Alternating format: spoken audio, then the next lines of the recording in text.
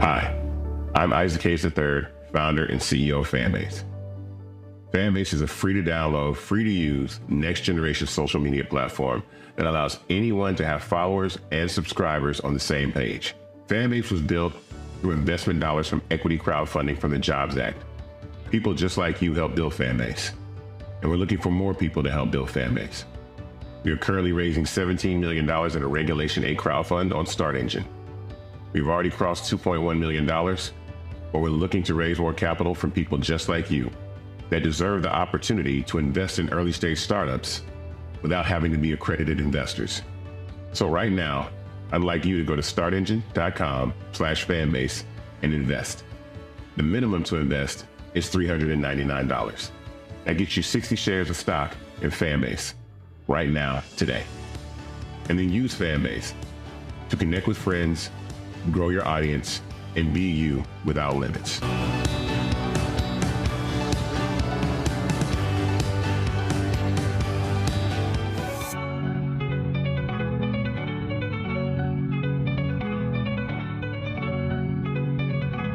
Folks, Black Star Network is here. Hold no punches. I'm real revolutionary right now.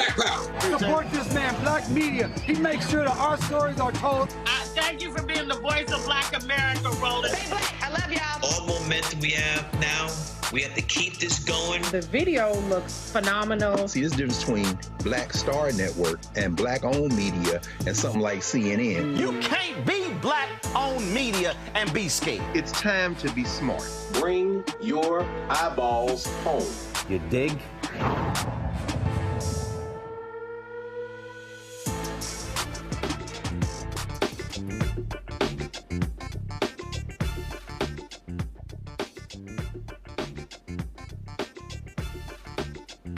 To streaming live on the Black Star Network. Today was a federal holiday as the State Bureau for President Jimmy Carter was held at the National. We'll show you what took place. Remarks from his grandson, Walter Mondale, the eulogy of President Joe Biden, the homily from former Carter Andrew Young, also some shade from Karen Pitt and President George W. Bush. The massive fires in Los Angeles continues. We'll tell you about a fund created for African Americans impacted by the fire. And also, Mayor Karen Bass a lot of hell because she was in the outset. And why have folks been to lie about funding being cut for the Los Angeles Fire Department? Yeah, we can talk about that. Plus, white folks are losing their minds over the issue of DEI. They're a white female fire chief is DEI. So the fires are now being blamed on women. Okay, we got you. Republicans in North Carolina are trying to steal the Supreme Court seat. We'll tell you all about that. So lots we're going to break down. It's time to bring the funk. Unfiltered on the Black Star Network. Let's go. He's got it. Whatever the miss, he's on it. Whatever it is, he's got the scoop, the fact, the find. And when it breaks, he's right on time and it's rolling. Best believe he's knowing. Putting it down from sports to news to politics. With entertainment just for kicks, he's rolling. It's on go, roll, y'all. It's rolling Martin, yeah. Rolling with rolling now.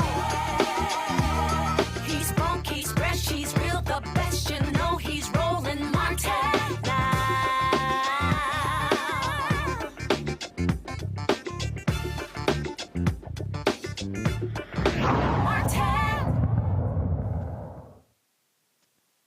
Who's who of Washington, D.C. was at the National Cathedral today to celebrate the life and legacy of former President Jimmy Carter, who passed away at the age of 100. 100. The state funeral was held today. President Joe Biden made today a federal holiday.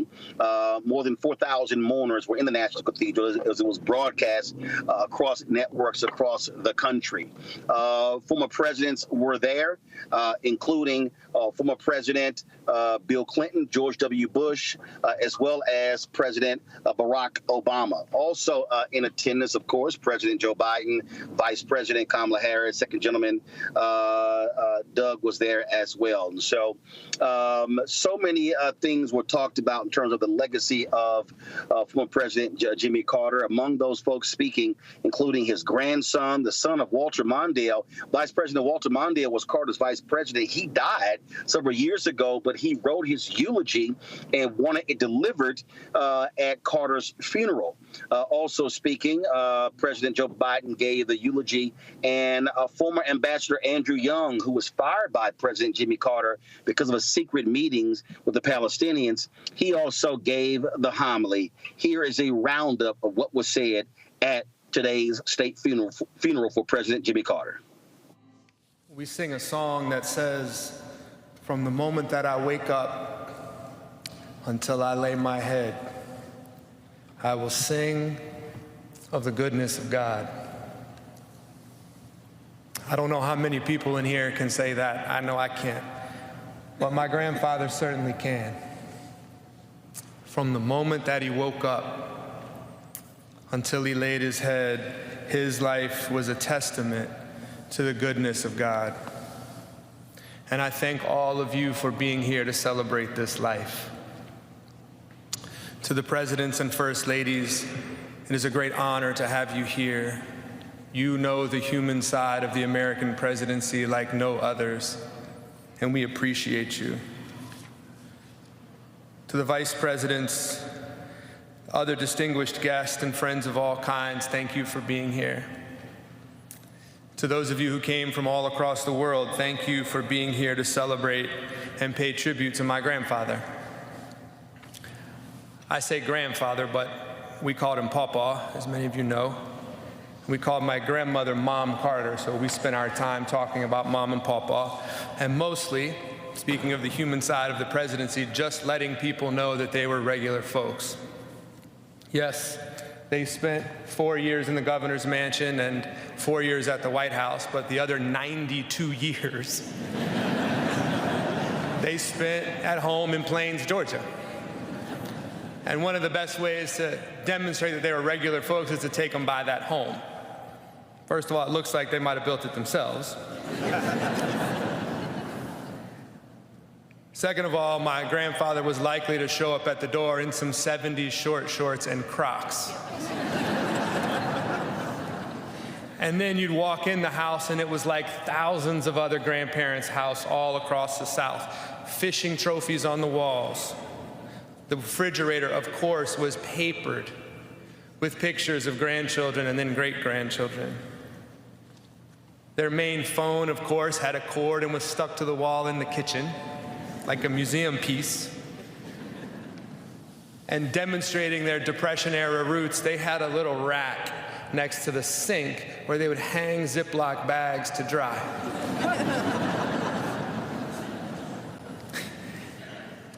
And demonstrating that they changed with the times. Eventually, he did get a cell phone, and one time he called me sort of early on in that process. And on my phone, it said, "Papa Mobile." So I answered it, of course. I said, "Hey, Papa." He said, "Who's this?" I said, "This is Jason." He said, "What are you doing?" I said, "I'm not doing anything. You called me." He said, "I didn't call you. I'm taking a picture." It was a nuclear engineer, right? I mean,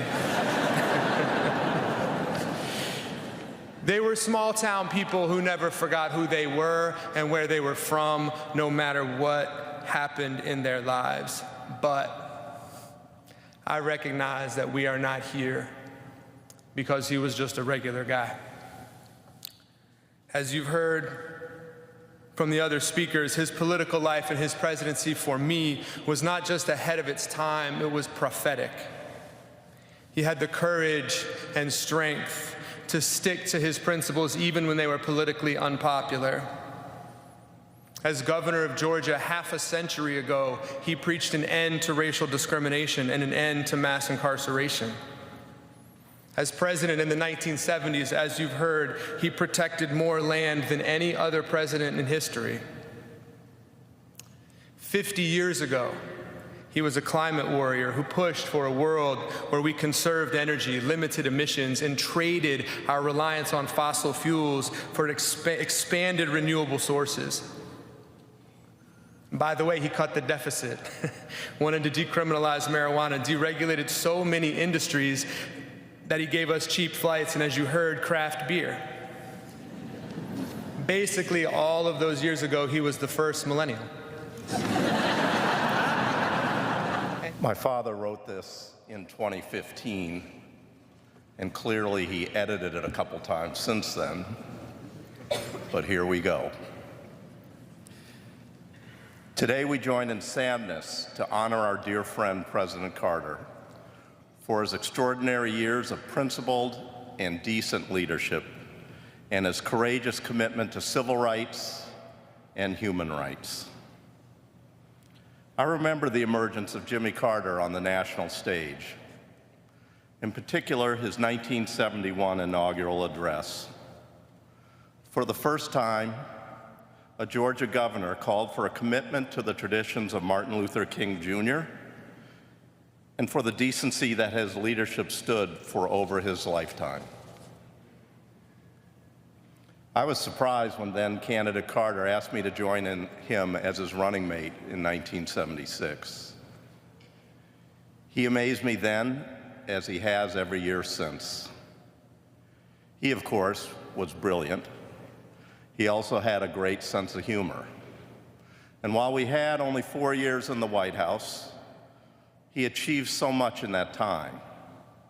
It stood as a marker for Americans dedicated to justice and decency. Carter was a man of his word. I remember when he talked about the concept of the vice presidency. I told him I'd like to do it and had only 2 requests. I wanted to make a real contribution, and I didn't want to be embarrassed, as many of my predecessors have. He agreed, welcomed my full participation, and directed his staff to treat me as they would him. He was very careful to protect me from the frustration and, too often, humiliation that had cursed the lives of many vice presidents. I want to thank the president for the good choices he made with his key personnel. We don't have time to mention many of them, but Stu Eisenstadt comes as close as possible to rivaling President Carter's formidable work ethic. Hamilton Jordan and Jody Powell were blessings every day, to me, to the president, and to the nation. One of the things that dawned on me during the course of our time together is how well we worked together and how we understood each other. I think one of the realities was that Carter was a devout Christian who grew up in a small town and was active in his faith for almost every moment of his life.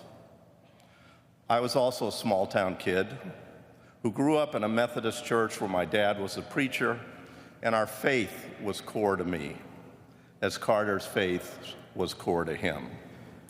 That common commitment to our faith created a bond between us that allowed us to understand each other and find ways to work together. Leaders of the clergy, distinguished guests, most importantly, the Carter family. In April 2021, Jill and I visited Jimmy and Rosalind on a warm spring day down in Plains, Georgia. We wanted to see them. Rosalind met us at the front door with her signature smile. Together, we entered a home that they had shared for almost 77 years of marriage. an unassuming red brick ranch home that reflects their modesty more than any trappings of power. We walked into the living room where Jimmy greeted us like family. That day, just the four of us sat in the living room and shared memories that spanned almost 6 decades. A deep friendship that started in 1974. I was a 31-year-old senator, and I was the first senator outside of Georgia, maybe the first senator, to endorse his candidacy for president. It was an endorsement based on what I believe is Jimmy Carter's enduring attribute: character, character, character. Because of that character, I believe, is destiny. Destiny in our lives, and quite frankly, destiny in the life of the nation. It's an accumulation of a million things built on character that leads to a good life in a decent country. Life of purpose, life of meaning. Now, how do we find that good life? What does it look like? What does it take to build character? Do the ends justify the means? Jimmy Carter's friendship taught me, and through his life taught me, the strength of character is more than title or the power we hold. It's the strength to understand that everyone should be treated with dignity, respect, that everyone, and I mean everyone, deserves an even shot. Not a guarantee, but just a shot. You know, we have an obligation to give hate no safe harbor, and to stand up to what my dad used to say is the greatest sin of all: the abuse of power. That's not about being perfect, because none of us are perfect. We're all fallible. But it's about asking ourselves, are we striving to do things, the right things? What values? What are the values that animate our spirit? Do we operate from fear or hope, ego or generosity? Do we show grace? Do we keep the faith when it's most tested?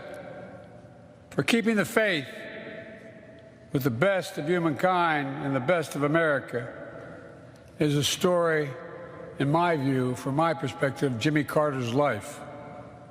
A story of a man, to state the obvious, you've heard today some great eulogies, who came from a house without running water or electricity and rose to the pinnacle of power.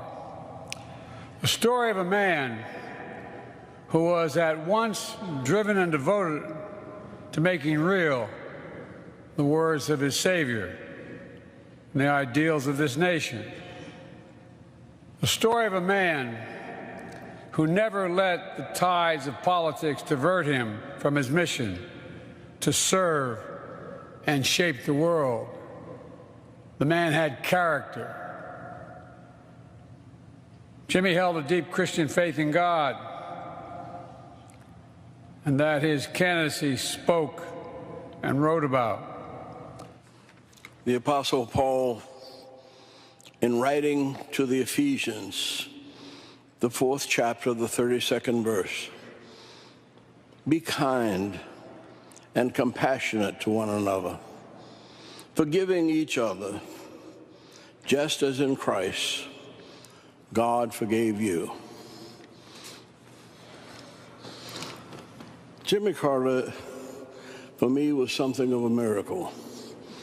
I was born in the Deep South, shortly a few years after him, and it was always a place of miracles.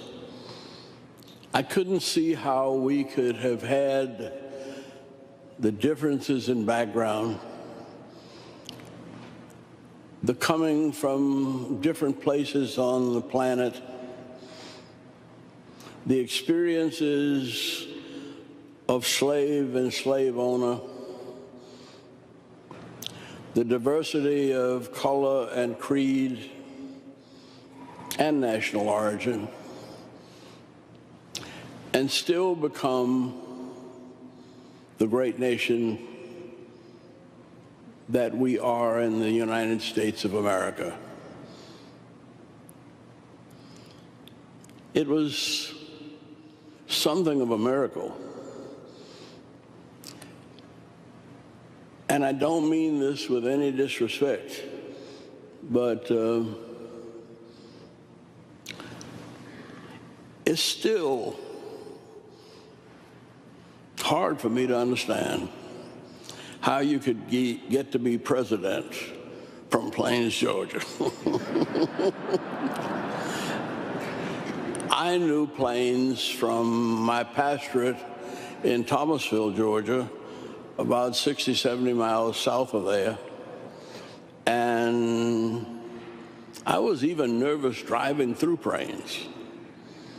And Plains and Sumter County gave us one of the meanest experiences that we had in the civil rights movement.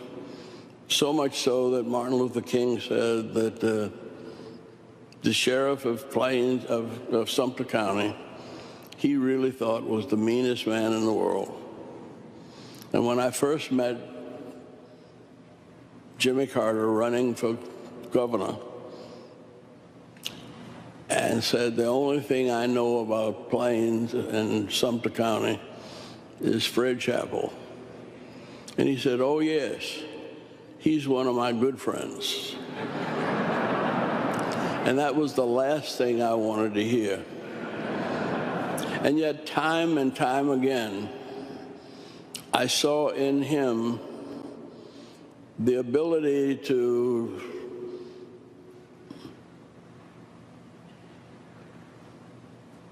achieve greatness by the diversity of his personality and his upbringing. Dr. King used to say that greatness is characterized by antitheses strongly marked. You've got to have a tough mind and a tender heart. And that was Jimmy Carter.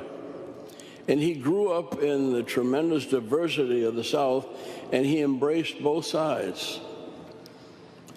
He was a minority in Sumter County. Just about 20–25% of the population was white. But growing up as a minority, he became the friend of the majority. And when he went to the Naval Academy, he asked that his roommate be the first black midshipman to come to Annapolis. And he said, I know minorities. I've been a minority most of my life, and maybe I can help him in his adjustments. And he went out of his way to embrace those of us who had grown up in all kinds of conflict. But that was the sensitivity, the spirituality that made James Earl Carter a truly great president. James Earl Carter was truly a child of God, not only a good farmer, but a nuclear physicist chosen by Admiral Rickover to assist him in developing a nuclear navy.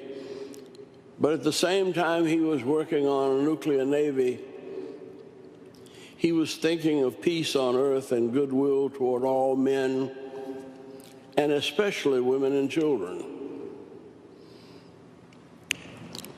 I've known President Carter for more than half of my life, and I never cease to be surprised.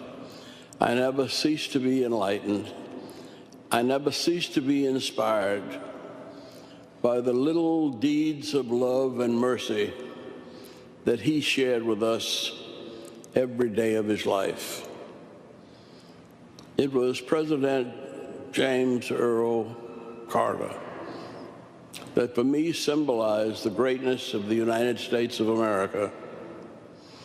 And I am truly grateful for him, because in spite of the harshness of the Depression and the explosions of inflation, he never wavered from his commitment to God Almighty and his love of all of God's children.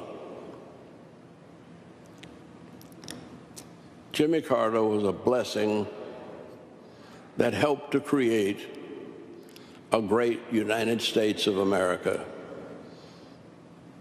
And for all of us, and many who are not able to be here, I want to say thank you. You have been a blessing from God, and your spirit will remain with us. And as Jason said, he may be gone, but he ain't gone far. Thank you, President Carter, and thank you, Almighty God. Folks, of course, after the funeral was held there, then, of course, his body was transported back to Andrews Air Force Base, where they then, of course, flew home to be buried there in Georgia. I want to bring up Dr. Greg Carr, Department of Afro-American Studies at Howard University, Lauren Victoria Burke, in Black Press of America out of Arlington. Reese Colbert's going to be joining us a little bit later. Greg, I want to start with you. First of all, actually, before I go to y'all, there's always a little pettiness and shade at funerals. You know, I'm just saying. And that was a little bit here as well when the former presidents came in. Roll the video, guys. There was a moment there when the convicted criminal was there as well, and when first of all, you see right here, President George W. Bush, he gave a little. Actually, guys, y'all didn't show the video there, so sorry you missed it. So when there was another angle of this when former President George W. Bush walks in, he literally walks right past the convicted criminal. He gives Obama a tap on his stomach, and then he takes a seat. Bush did not speak to him at all, nor did his. Matter of fact, I'm going to go ahead and pull it up, y'all, because again, when I saw this, I said, "Hey, you know what? Do what you got to do when you come in." So here is the.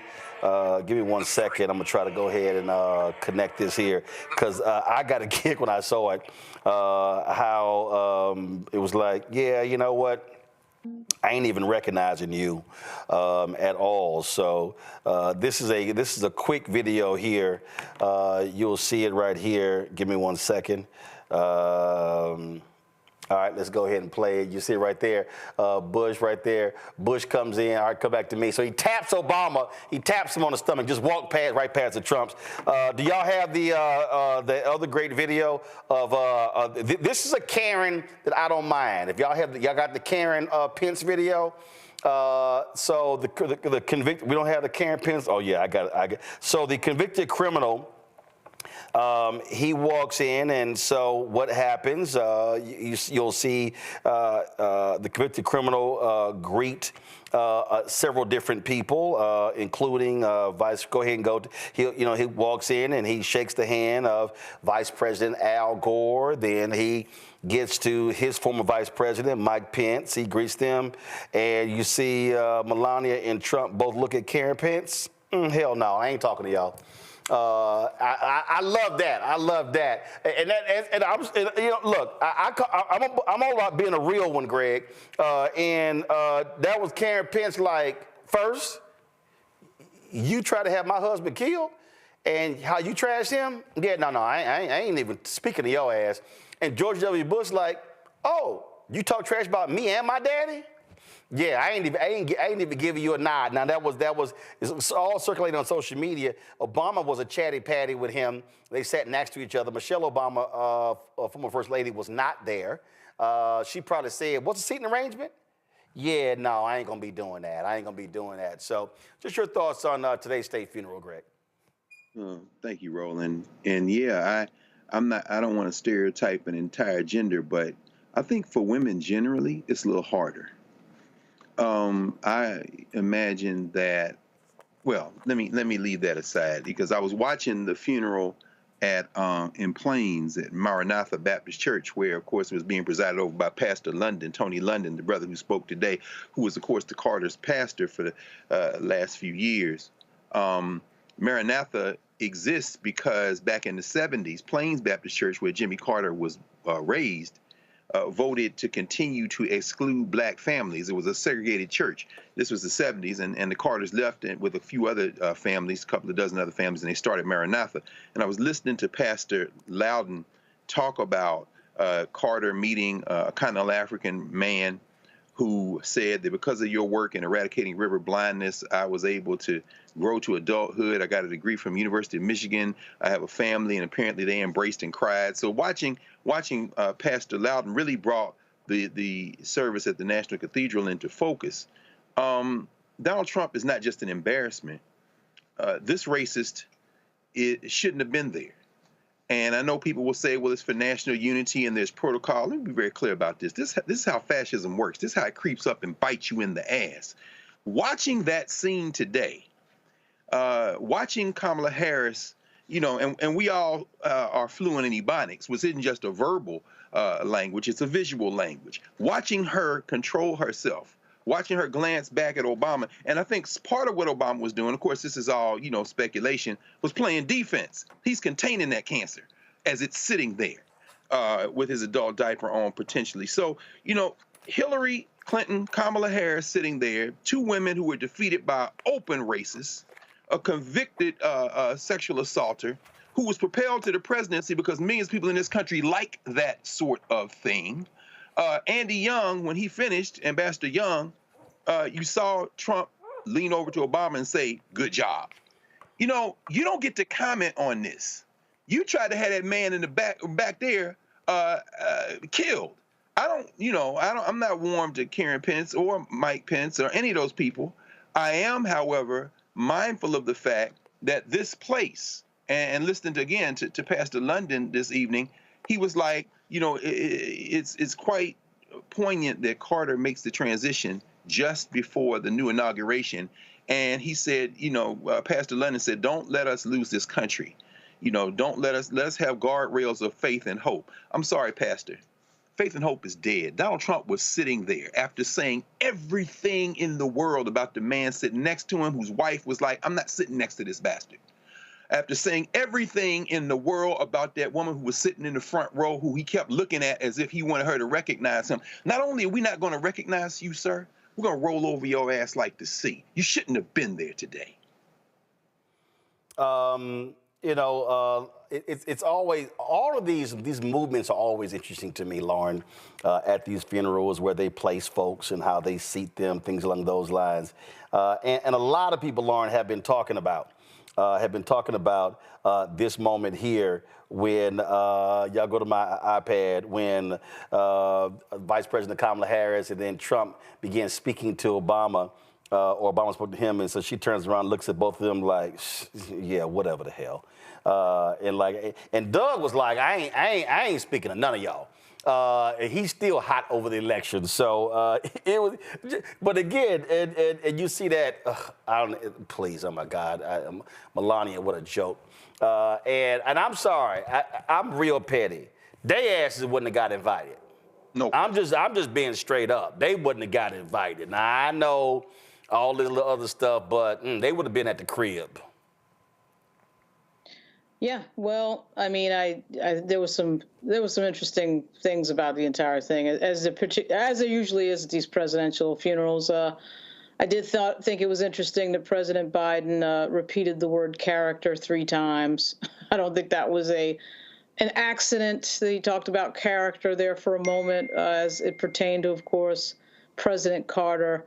The moment couldn't be more interestingly timed, as Greg brought up, in terms of President Carter living just long enough to vote for Vice President Harris and then dying right before Donald Trump gets into office. I mean, it doesn't get any more. If you wrote a fictional novel about this, you just wouldn't even believe it, because of course President Carter is exactly the juxtaposition of Donald Trump. He's this person from a very humble background, actually a poor background, who actually served in the military, in World War II. And, there's nothing about Donald Trump that is Jimmy Carter. So you have a lot of contrast going on here just by who the people are. But I'm not a big believer in, just call me from the Bronx, but I'm not a big believer in shade and throwing clues and hints. If you want to really throw a high, hard one, then throw a high, hard one. And President Biden could have done that and could still do it in office. Saying something cute at the funeral is all very well, but, he has got power right now to do things. And so it's kind of frustrating to watch the levels of how power is wielded. People get upset and people get mad at Donald Trump. But if there's one thing that Donald Trump knows how to do, it's to wield power without shame and without hesitation. And until the Democrats learn how to do that, they're going to continue to get rolled and continue to lose. Yeah, but there's also this moment where Vice President Harris shared a smile and a laugh with former President George W. Bush. You see what happened. It was like, I'll roll it back. So what you did, so clearly something was said by Obama to Bush, or something's happening, and then Harris overhears it, turns around. She was like, yeah, let me go ahead and shout at y'all. But I do love how, in terms of how funerals, in terms of what happened and how they're used. I mean, I'll go back to the Mondale funeral. I remember, not the Mondale funeral, the Senator Paul Wellstone funeral. Remember, the Republicans got all upset because the Democrats turned it into somewhat of a rally, if you will. But my whole deal is, when you're celebrating the life of someone like that, it was a call to arms. And I think you do. I had no problem with Biden's eulogy, talking about abuse of power, talking about character. Then the camera's panned directly to where the convicted criminal was actually seated. And so the bottom line is this here, and you heard, and you heard that here's what also gets me. I was watching some of these other networks, and they were like, Andrew, I think CNN, it goes, Andrew Young gave the homily, then turned into a speech. For those of you who've never been to a black church, a homily or a eulogy or sermon, it stays that way. It's not a speech. So you can always tell the folk who don't go to church. But I appreciated Young reminding people of Carter becoming president in the days after Jim Crow segregation, and talking about what it was like, speaking to that, because it's real easy in these moments, Greg, for folk to overlook that reality. But Jimmy Carter became governor of Georgia, where he had to get the vote of some racist white people. And he had to deal with that reality when he also ran for president, and the people who he chose in his cabinet, and the things that he actually did. And so people need to remember, Carter Carter becomes president, election in 1976. We're talking about 8 years after the assassination of Reverend Dr. Martin Luther King Jr. So America wasn't quite beyond that racist past, and so that was all. So it was great that he brought that up and he spoke to that reality by not allowing people watching the state funeral and sitting in that room to overlook the reality of that. No, absolutely, Roland. When we sit and again, and I just want to say this, it can't be said enough. This is the very, very, very important role of Black-owned media, but not just in general, but of the Black Star Network, of your work, of this show, CNN, MSNBC, Fox, of course, all of that stuff. Once they covered the actual funeral, if anybody watched any of those networks, they should have turned it off after that because they're not up to the task that we face to now. This is very serious times. It's really stunning to think about this. You're absolutely right, Roland. James Earl Carter, born in 1924, he's born only 50 years after the end of Reconstruction. And he makes, it's stunning when you really stop to think about 100 years from when he ran for president and won was 1876, literally the end of electoral Reconstruction. And Carter is the last civil rights president.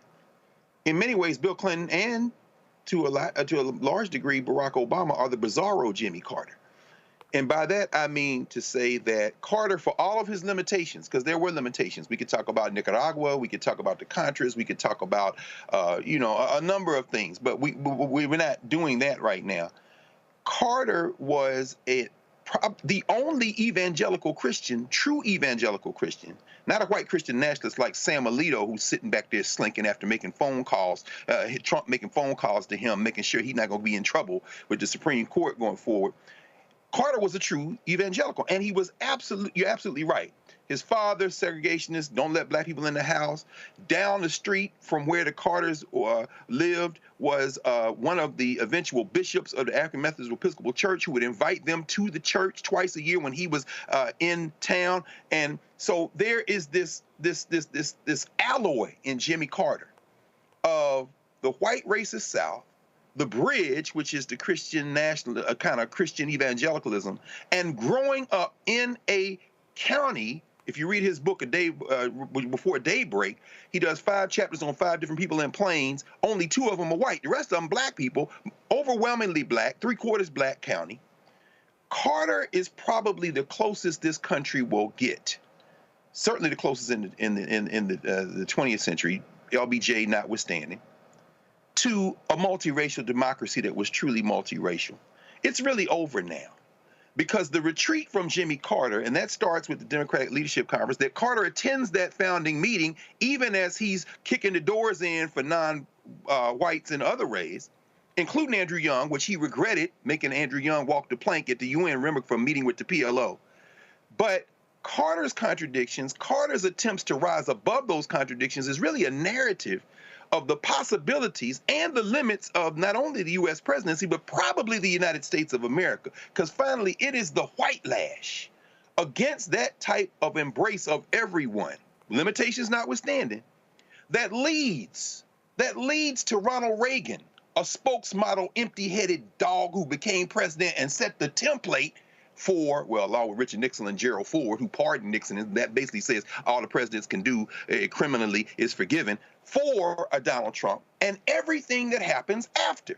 It was quite striking, wasn't it, to see Al Gore sitting there.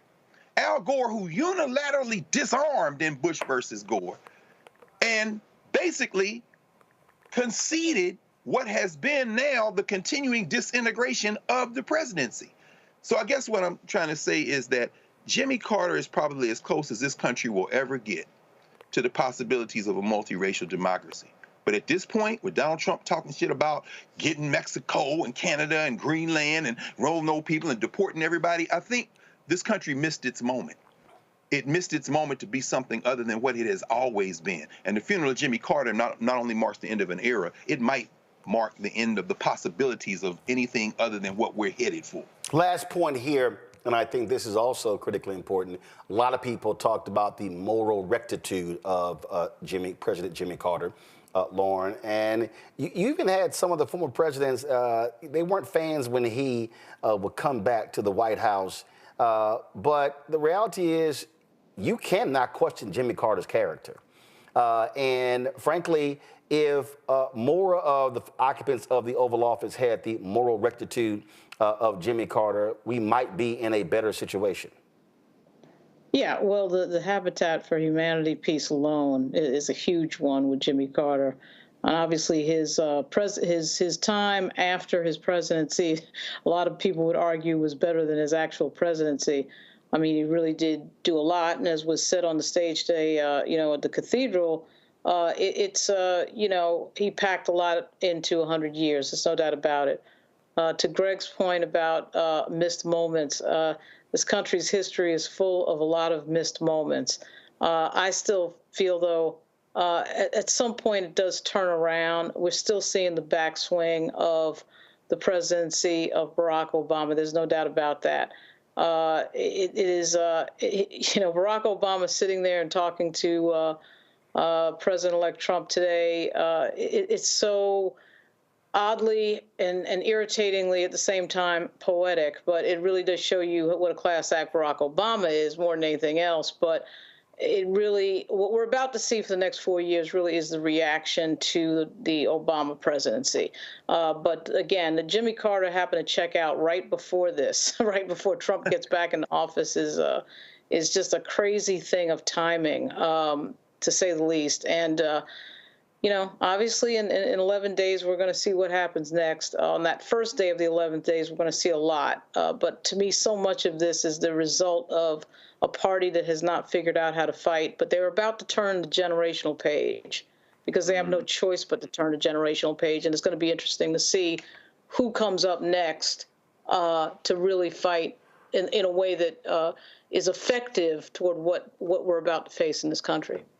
Absolutely. And so it was, of course, it was a federal holiday today for the state funeral of former President Jimmy Carter. Folks, going to go to a break. We come back. Let's talk about how Republicans are doing all they can to steal a Supreme Court seat in North Carolina. Yeah, for real. You're watching Roland Martin Unfiltered on the Black Star Network. Hatred on the streets, a horrific scene, a white nationalist rally that descended into deadly violence. White people are losing their damn minds. An angry pro-Trump mob storms the U.S. Capitol.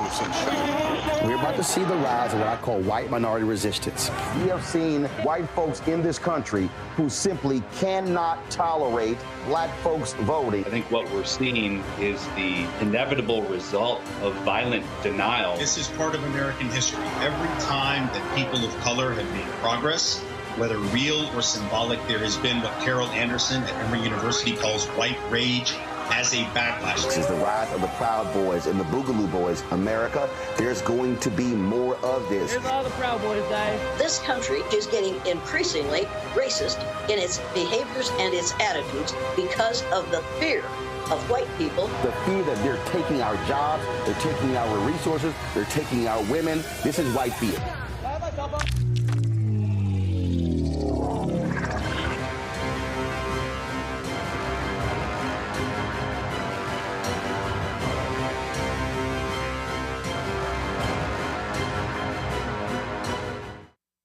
What's up, y'all? Look, Fanbase is more than a platform. It's a movement to empower creators, offering a unique opportunity for everyday people to invest in Black-owned tech, infrastructure, and help shape the future of social media. Investing in technology is essential for creating long-term wealth and influence in the digital age. The Black community must not only consume tech, we must own it. Discover how equity crowdfunding can serve as a powerful tool for funding Black businesses, allowing entrepreneurs to raise capital directly through their community through the Jobs Act.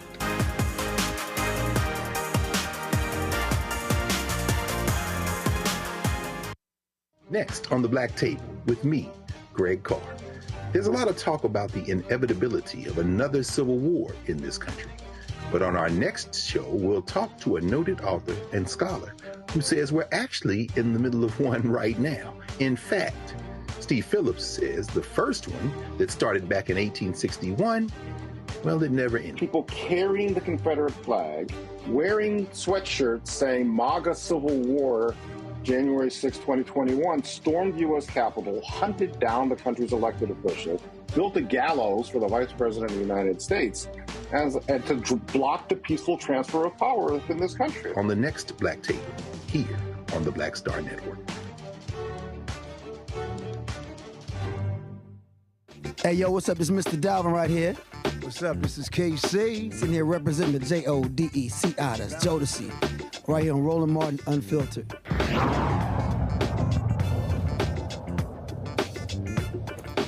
North Carolina Supreme Court issued an order earlier this week blocking the certification of a winner in the race for a state Supreme Court seat. The court's Republican majority granted a temporary stay at the request of Republican Appeals Court Judge Jefferson Griffin, who lost to incumbent Supreme Court Justice Allison Riggs by 734 votes. Griffin, backed by the state Republican Party, is contesting the validity of more than 60,000 ballots, claiming ineligible voters participated in the election. North Carolina State Representative Amber Baker joins us right now. And Representative Baker, glad to have you back on the show. So, boy, they still are trying all they can here. A federal judge, Trump appointed, kicked it back to the Supreme Court, and you're like, what the hell? So this guy is claiming that these votes were invalid based upon a federal law? So it's based on voter registration. And what they've done is gone in and surgically looked for voters based on their registration information that possibly voted for Justice Riggs. And so their claim is that these voters that they're targeting, that their registration was incomplete. Social Security numbers were not completely indicated on the registration forms, and there's some question about their driver's license. Now that's on their registration, but keep in mind with our newly enacted laws around the necessary need for people to show a valid ID, every one of these voters had to show an ID to get their ballots. But he's not claiming that they illegally voted. He's claiming that their vote should be based on them not properly having their registrations form completed. And I have to say, 2 months after the election, we had over 5 million voters to vote. And so what we're saying is that the will of the people should be honored, and that he has lost at multiple levels in this appeals process. And everyone has said that the votes were fairly cast, and he has lost every single one of his appeals based on this crazy claim. So we know that this was a valid election. We know there's no indication that there was any kind of voter fraud. But what we know is that when they lose, they can't go home and sit their tails down. They want to keep fighting, and they want to take things that don't belong to them. And the people of North Carolina are wanting their voices to be heard. And of course, this is not necessarily a Republican Supreme Court that you can trust. That is correct. So, as I've told your voters many times on here, one of the justices is the son of our Speaker Pro Tem in the Senate. So remember the last name Berger. They are father and son. We also have Justice Newby, who we know won his seat by defeating Sherry Beasley. And so even before we went to what we currently have as a 6-2 split on the Supreme Court, both Newby and Berger had shown that they were willing to do the bidding of the Republican Party, and nothing has changed. And so we are advocately supporting Justice Riggs in this fight. And I want to say again, it was a valid election. And no one is questioning whether or not she won fairly. He is simply saying that the registrations, their votes should be thrown out based on their registration forms. Now, this is what we call what it means to be an absolute sore loser. He's had the state election board, others have just dismissed his complaints, but he wants to take it all the way to the top. And I wouldn't be surprised, based upon the North Carolina State Supreme Court ruling, if they rule against him, this fool won't go to the U.S. Supreme Court. So, it wasn't just the Board of Elections. What your viewers need to also know is that there were 2 lower court decisions that also upheld the original decision of the voters of North Carolina. And so he has continued this process. And, he's well funded. It's not his money. The Republican Party is backing him. And so for those who may wonder, why is this so important? Well, if we are not able to seat Justice Allison Riggs, which she is currently serving, so this would be, she's serving out of an appointment term, and now she has been duly elected to this seat, it will shift our count on our Supreme Court from 6 to 2 to now 7 to 1. So it's leaving Justice Earls, who would be the longstanding Democrat on the Supreme Court, and she will be running for re-election in this upcoming election. So it's important for us to continue to support our voters, again, who came out and voted. And the original win number was a little over 200. But because of canvassing, because of the appeals, because of the multiple hand recounts, that original win number of 200 is now well over 700. So he knows that they have canvassed everything, they have recounted everything, and he lost. And so what do we do when we lose? We should be gracious. We should concede. We should congratulate the duly winner. But we know that the Republicans have shown time and time again that's not what they do. They only do that when they win, no matter how they win. But whenever they lose, then they want to fight and cry like babies, and they want to, use whatever tools they can to get their way. And so, once again, I'm here telling your voters, your viewers, North Carolina is a mess. Indeed it is. Questions from our panelists. Lauren, you first. Yeah, so what is the status of the situation right now? The Supreme Court in North Carolina blocked the last ruling, and what happens next? So they will hear his case. Allison Riggs has recused herself, which she didn't have to. They never do when there's a conflict of interest, but she has recused herself because she's being ethical in the sense that she does not want to rule on a case in which she is a part of the case.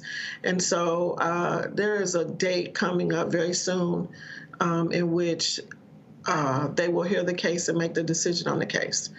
If they don't rule in his favor, I am sure, as Roland has just said, then they'll take it to the Supreme Court, who in the past has kicked it back to the states.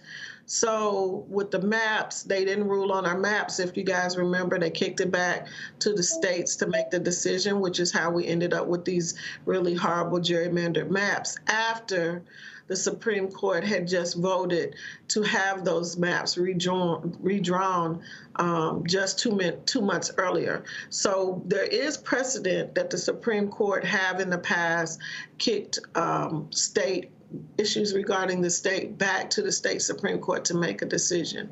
So it'll be interesting to see what happens when our state Supreme Court votes on next week or the week after next, and if in fact they will roll the dice and take a chance with a Supreme Court that has already ruled against them in terms of our gerrymandered maps.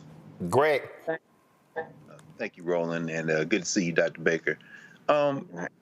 Baker, I was reading Mother Jones' article, Melissa Crome, who works down there in North Carolina, whose daughter is on the list, apparently, of challenged voters, said that this amounts to a nonviolent version of January the 6th, 2021, and I would agree with that. you brought up gerrymandering. I guess I have a couple of questions. One, holding on to this seat, how might that lay the foundation for the election cycle after 2028 and redistricting going forward? And the second question pertaining to what you and Lauren just talked about, should she lose, should she appeal, do you think, to the Supreme Court, particularly given the fact that it is a federal law, at least in part, that is in play here, which probably be the reason they might try to take it in the first place? Well, let me say this. So the fighter in me said that our Democratic secretary should have went ahead. She should have, Secretary Marshall should have went ahead and certified her race. That's what I said. And I said, let them sue her. That's what I said. They got plenty of money, make them spend it. I would imagine that she would appeal it. You know, people here are angry. The voters are angry. There are many interest groups that are, you know, fighting and advocating on her behalf. And so in the same ways that they have this war chest that they're backing this fool over, she also has an opportunity to have that same kind of support. And again, the fighter in me would not give up. I would take it all the way to the top. I would never concede. I would do what 45 has done and some of the other crazies that have not conceded when they clearly have lost. She has won. So there is no need for her to concede, and it is everything for her to continue to fight for a seat that she duly won. That's what I would say. You know, we would be talking about two different things. On the same subject today had our state secretary, Marshall, went ahead and validated her race. And the crazy thing is that we just got sworn in on yesterday, and it was felt, you know, as they read the document indicating that all of our races had been certified. And many of us felt the absence and the pain in the room that, again, over 5 million voters, a win of 700 plus votes, and yet she could not be certified, she could not be sworn in, and she can't currently sit with who have been her previous colleagues in a race that she duly won. Reese. I'm curious to know if the kind of analysis that the Republicans did in terms of targeting the Democratic registration was also done on Republican registrations. It was not. And so that has been some of the sidebar conversations that we said today. Again, first of all, Reese, let me tell you something. I follow you on Instagram, and because I'm all cleaned up now, I don't use anymore. But sis, I'm like, oh, God, just give me permission. But okay, I digress for a minute. Thank you. Again, I'm going to say this. I'm probably not a typical Democrat, in a sense that my background is out of social justice. My background is out of fighting for what's right. As a person who has come through the desegregation of the Jefferson County public school systems and dealing with the Klan up close and personal, having an aunt that was a Panther, I say we need to stop dealing with them as if they're going to play by the rules that have been set, because they have repeatedly shown us that they are not, do not, will not, and don't care. So at this point, as Democrats, we need to stop trying to take the high ground and begin to fight. And I do believe that the voters that support us would support that, because it's very frustrating. I hear it all the time that we continue to take the high ground and they continue to just take ground. And so I would hope, I'm not a part of her strategy team, but I would hope that there would be some talk about doing exactly what they've done, you know, being strategic and going in and looking at Republican voters while also building a strategy for taking this to the Supreme Court. All right, then. Well, look, we're going to be watching what happens in North Carolina. And, you know, when Greg talked about redistricting beyond 28, no, the focus for Dems really should be, first, winning this seat, keeping this seat with Allison and Riggs, winning Anita Earl's seat next year in 2026, and there are 3 Republican seats that are up in 2028. And the goal in North Carolina for the state Democratic Party, for the National Democratic Party, for progressives, for independents, and definitely for black folks, is to completely take down Republicans in that state, because now they've broken their supermajority in the legislature. The reality is, here's the other piece, which is critically important. If Democrats take back control of the Supreme Court, they can actually rule against partisan gerrymandering. When they had the majority before they did so, North Carolina had a 10-3 Republican majority because of political gerrymandering. When the Democrats took control of the Supreme Court, it was 7-7. The reason Republicans control the House right now is because of those 4 seats in North Carolina. And so that's how important this is. And to Greg's point, redistricting is going to be important in 2030 because, and I said this yesterday when I talked to Martin O'Malley, and Democrats have to be thinking long term, and black people had better be thinking long term. Because of population shifts, North California, New York State, Wisconsin, potentially Michigan, maybe New York State, are going to lose congressional seats. That's electoral colleges. It's estimated that blue states will lose 12 electoral college votes that will go to red states, which means that if Democrats want to win the presidency, they have to win Arizona and Nevada every 4 years, or they have to turn North Carolina into a blue state because of their 16 electoral college votes. And so there's a whole lot riding on this. And so you defend and protect Riggs, you defend and protect Anita Earls next year, a black woman. And then, of course, you go all out and you lock and load to try to beat those 3 Republicans in 2028. If that happens, Democrats have a majority on the state Supreme Court, and you can see more favorable voting rights rulings than we've seen in the past. And so that's what we certainly want to see happen there in North Carolina.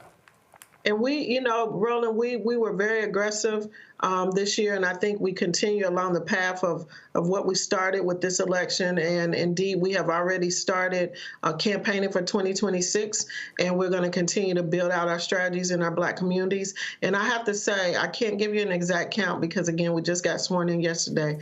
But here's a little Tahiti. When I walked in the caucus, I looked around and I said, where are the white people?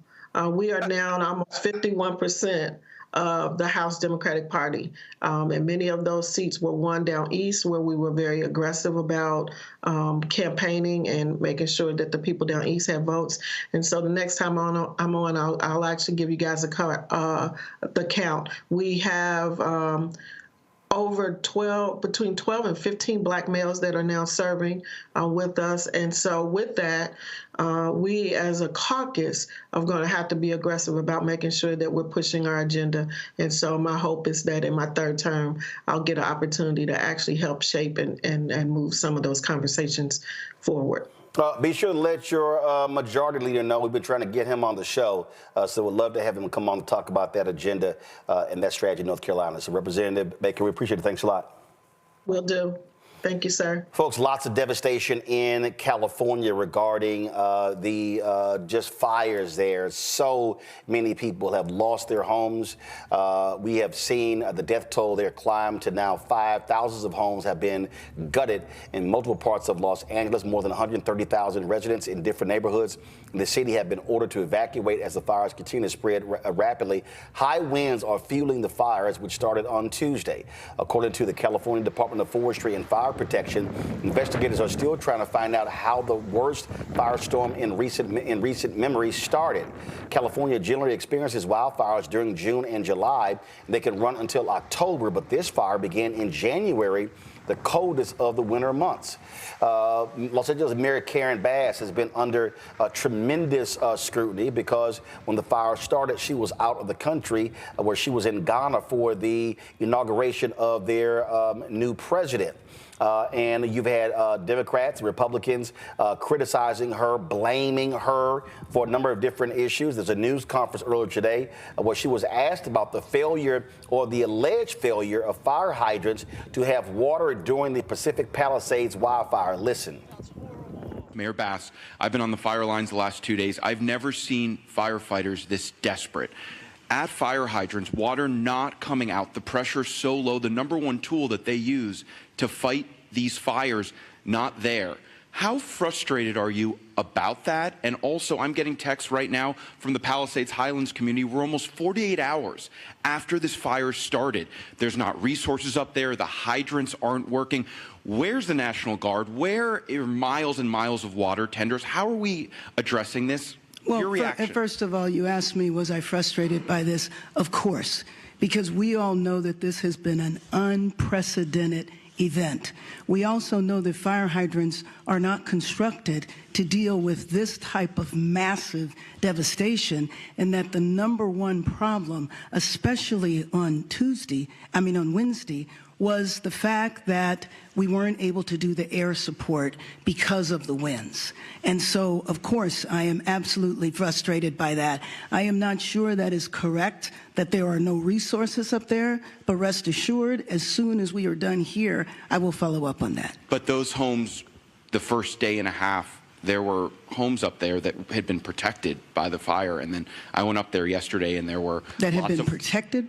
That it basically had been saved. Obviously, the fire's moving different directions, but when I went up there yesterday, there were not a lot of resources. We drove around, and then I know that things got worse up there. I'm just wondering, now that we move 48 hours past, how are we addressing these water problems that are continuing, and is it acceptable that they continue? Well, let me just say that the water problems are a little better now because the winds are such that we can go up and have the air support. And you know that that was the reason that the devastation was so bad, the unprecedented wind, the strength of the wind, and the fact that the air support could not go up.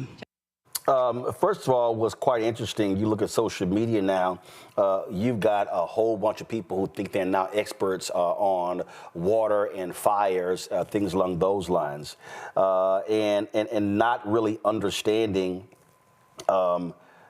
how these things happen. But here's the other thing that people have to realize. This is a story I'm going to pull up in a second, in the San Francisco Chronicle, talking about this. And there's so many things. First of all, here's the thing. When you're talking about Pacific Palisades, Los Angeles, Santa Monica, Malibu, like a whole bunch of people have been out here complaining about, Mayor Bass, what are you doing? First of all, Santa Monica and Malibu, last I checked, that's not LA, if I'm correct. I think they have their own cities. The second thing that you've seen is you've seen lots of lies going around. There are all these reports that first came out saying that, Mayor Karen Bass and the Los Angeles City Council cut the fire department budget by $17 million. Well, we know that is an absolute lie. It's a lie. It's a flat out lie. Reese, you dropped a video earlier today breaking that down. And again, this is what happens. You even had the MAGA publisher of the Los Angeles Times push this crap out as well. That billionaire was too stupid to even ask his own reporters what the truth is. And so he goes on social media advancing the lie. Well, the lie is the point, because one thing we know is that Republicans are never going to let a crisis go to waste. And so when people are, fleeing for their lives, they're trying to take whatever valuables they can find. Republicans are using it as a way to attack DEI and to attack the Black woman mayor of Los Angeles. But to your point about the $17 million, what it did is it takes a kernel of truth, strips it of context, and then it preys on people's misunderstanding of a complex budgeting process. As I said on my video online yesterday, here's the thing. A budget is not a blood oath. There is nothing that precludes the Los Angeles Fire Department or any other department from going over their budget. It is simply a measuring stick. It is simply a method for the city to plan which money is going to go where. But budgeting is not the same as funding, and it is not the same as expenditures. And so what I pointed out in my video yesterday is that for the fiscal year 23-24, they actually exceeded their budget by over $90 million. So the fact that they have a budget doesn't necessarily mean all that much. But what I didn't know at the time of my video, which I've since dug into because Politico reported that there was an extra $50 million that was allocated to the fire department, I did some digging and I actually looked at the financial reports. There's a financial status report from the city attorney's office. I think that's the right name, city administrator officer, I'm sorry. And I dug into the numbers to find out exactly what this $50 million was about and to ensure that I had my facts right. And here's the thing. Was there a budget increase as a result of changes that came about? No. But what it does reflect is that there was additional expenditures that were given or that are allocated to the fire department.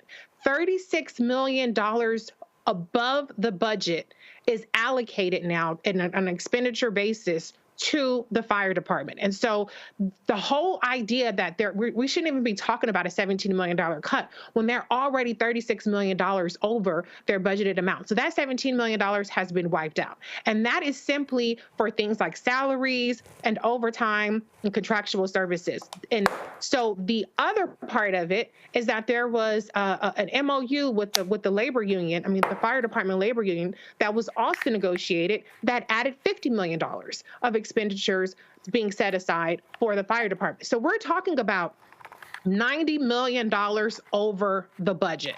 And I will just read to you a little bit of the report where it says projected overtime spending is due to higher than anticipated resources deployed to wildfires and Tropical Storm Helene. Now, for Helene, there's going to be a reimbursement for some of that stuff.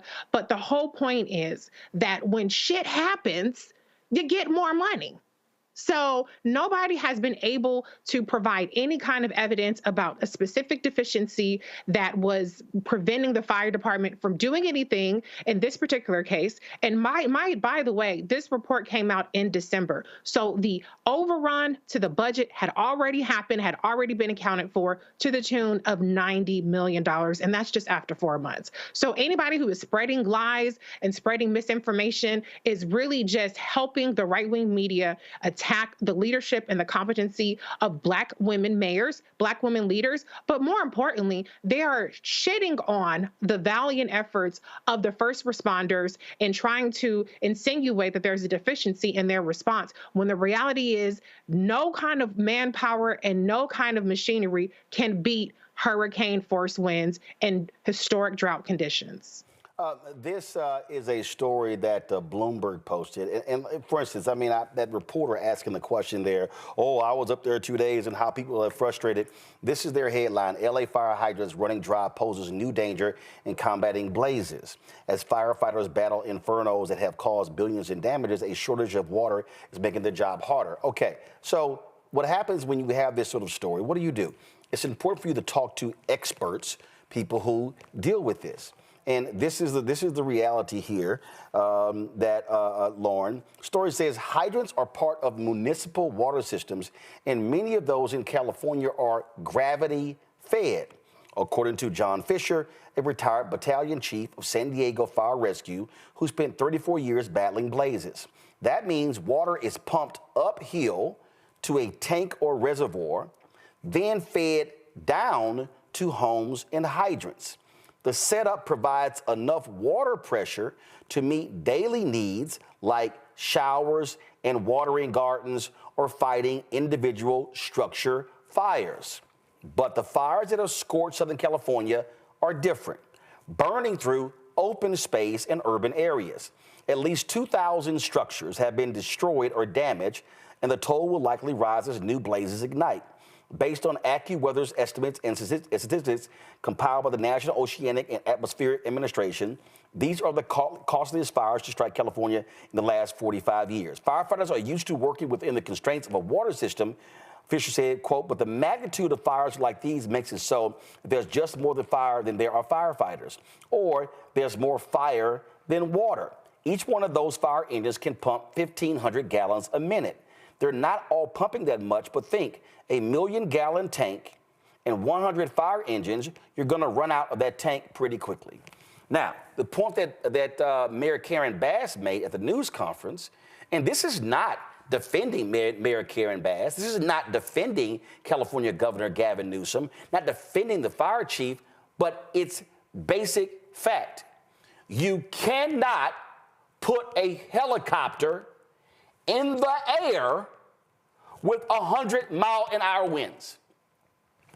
You can't. You simply can't. In fact, the National Weather Service, they have special planes that fly into the eye of hurricanes. You can't just send a regular plane or even a fighter jet or whatever. And so the way to combat these fires is you need to be able to be dropping massive amounts of water from the air. Well, if the winds are blowing 100, 125, 130 miles an hour, that ain't gonna happen. And so then you have, Lauren, you and I were texting yesterday, you got a couple of these billionaires who are complaining, and the same billionaires fight social service programs that cities fund. Oh, so now that your 10, 20, $30 million homes are going up in flames, now you're trying to find private firefighters and everything else. And this is the thing for all of you dumbass conservatives who don't understand government. When your ass is on fire, or your ass is flooding, or a tornado hits, or a hurricane hits, a natural disaster, it's amazing how everybody, oh my God, where's the mayor? Where's the city? Where's the fire department? Where's the state? Where's Biden? Oh, so now all of a sudden y'all love government. But the same people who don't want to pay taxes, who got tax shelters, the same people always complain. Guess what? You now see the result of when you need government entities being able to solve catastrophic situations. Construct of this conversation is ridiculous and stupid. Okay, this is a natural disaster. This is not something that any government or elected official can control.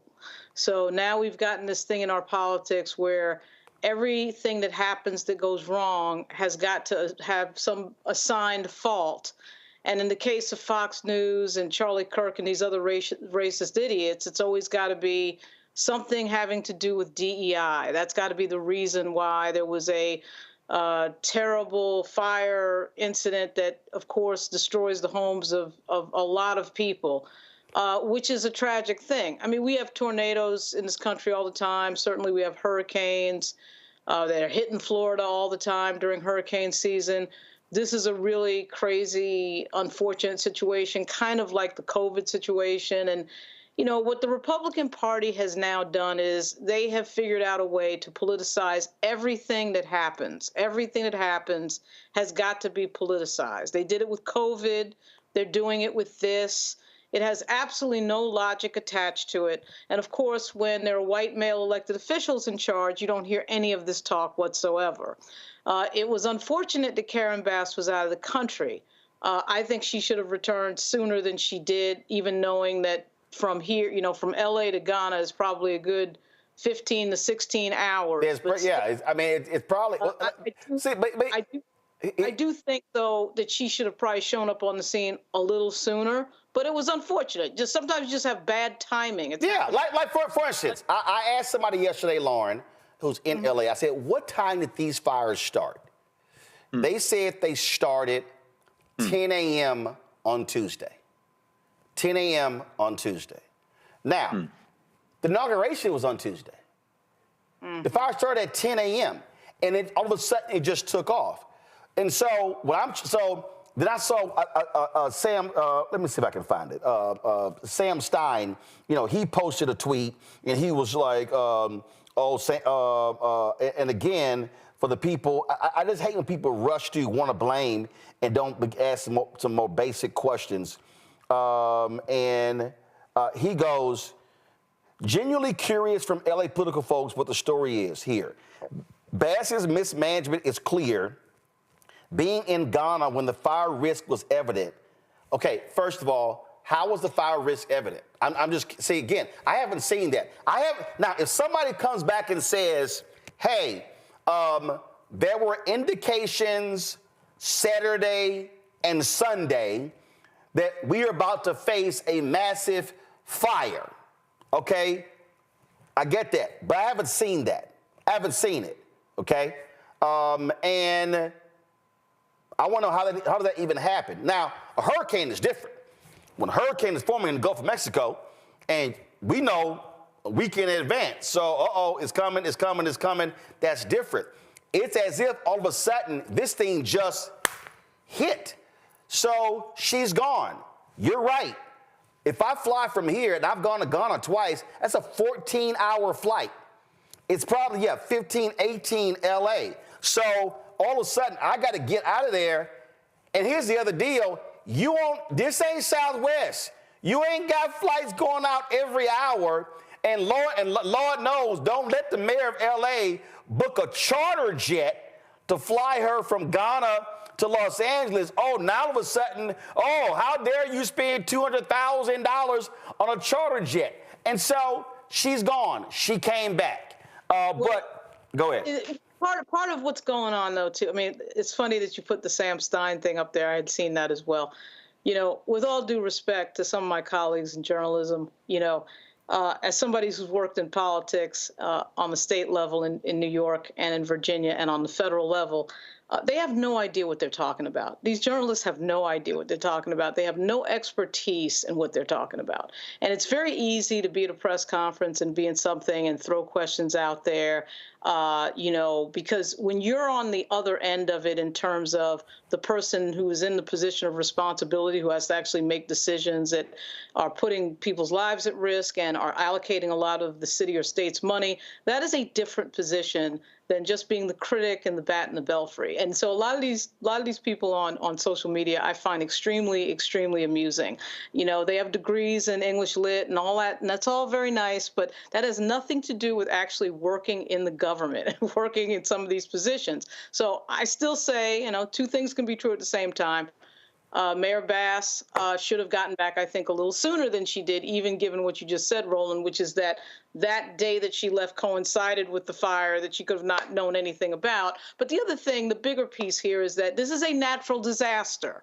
This is not something that any elected official can handle. I mean, I don't care who it is, Democrat or Republican. So, this whole James Woods, I'm going to throw out criticism for the Democrats because they're in control of California and that's how all this happened. That's all a bunch of bullshit. There's no way that you can tell me that any elected official, Democrat or Republican, could have foreseen this type of a disaster. Well, in fact, Greg, somebody on our YouTube channel just said, well, Roland, it's been dry in LA. Okay, they haven't gotten rain for 8 months.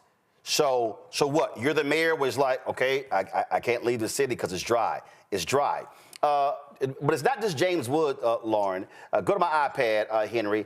Anna Kasparin, who has been, with the Young Turks, and they have been trashing Democrats since the election, going on talking to Glenn Beck, trashing, all Democrats. This is what she tweets. California, and especially LA, is controlled by Democrats. They are responsible. No more passing the buck. Our mayor, who was in Ghana as fires exploded in our city, cut the fire budget by $17 million. She advanced a lie, okay? Endless amounts of money funneled to bullshit scammer, homeless nonprofits. We're the highest tax, yet we have encampments and squalor everywhere. Even worse, we don't have enough firefighters to respond to the absolute disaster we're experiencing right now. Rather than conserve the record rain we got last year, we just drained it into the ocean. We are a failing city run by a sick excuse for local government. You want to radicalize people against the modern Democratic Party, send them to LA. Okay, I'm trying to understand. What I've read and been told, Greg, the tanks have been full. The tanks were full. And what I've been told is that when you have let's just say, okay, and this is, okay, fine. We're right here in D.C. Okay, so let's say there's a fire outside in a trash can. You know what? You can grab a fire extinguisher and put that out. But let's say all of a sudden the fire is now 6 blocks up and down K Street. Saying, let me grab 10 fire extinguishers, that ain't gonna do it. Okay? So, again, seeing this is like, oh, so they drain the water into the ocean. Oh, okay. Got it. And then, as I said earlier, the fires in it's Los Angeles area. There are different cities. So it's not just LA. So you got to ask yourself, all those homes along in Malibu were torched. All those expensive homes but guess what? That's Malibu. That ain't Los Angeles. They in Los Angeles. And so people want to always rush to blame, Greg, but it's Lauren point. There's a thing called preparation, but a natural disaster and not a man-made disaster, those are two different things. They are, and at the same time, the convergence of that part of nature that is human with the rest of nature has become the convergence is so rapid at this point that any climate change deniers out here, you need to shut up.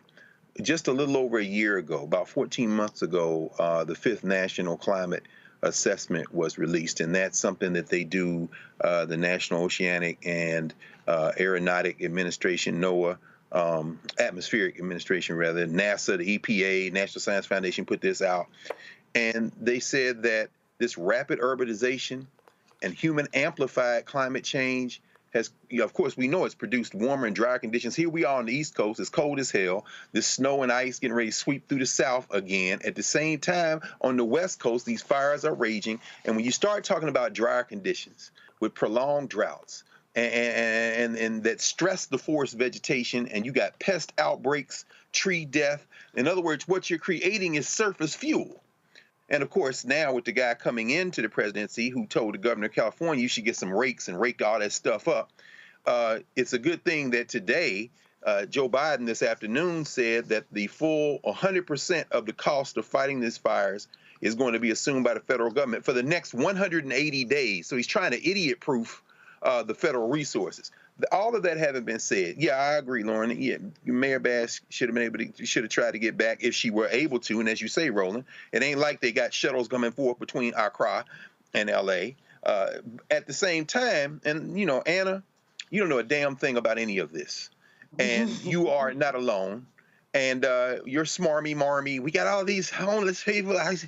That's how the heir to the damn Levi Strauss fortune can be the mayor of San Francisco, saying he's going to go back. The next billionaire that runs against Karen Bass is going to hang this around her neck like a lei. This is the thing about the Republicans. They love big government when they're in charge. They hate it when they're not in charge. And here's the question I would ask Anna and everybody else, that smarmy reporter. What about the hydrants? What about the hydrants? Putting his brain on display as he opened his little mouth. What should we do, since you're a damn expert? This is the problem at the root of it. And I saw Bernie Sanders said something about global warming today, and they're dragging him for filth. Well, guess what? This is going to get worse. Everybody in here right now, all four of us know people in LA. We've been checking on our people. They're terrified. Okay, yeah, let's embrace all of your criticisms. Now what? People's houses are burning down. You don't give a damn. You're scoring political points. You're doing whatever you can to be seen. You're trying to build your followers on social media, blah, blah, blah. At the end of the day, if you want to address this short term, the feds have said they're going to pay for everything, get as much resources as you can in the West Coast, and whether the mayor's there or not is really kind of irrelevant in that. And number two, which is really number one in the long term, we got to address global warming in the world because this is going to get worse. Yeah. Can I add something, Roland? Yeah, real quick. Go.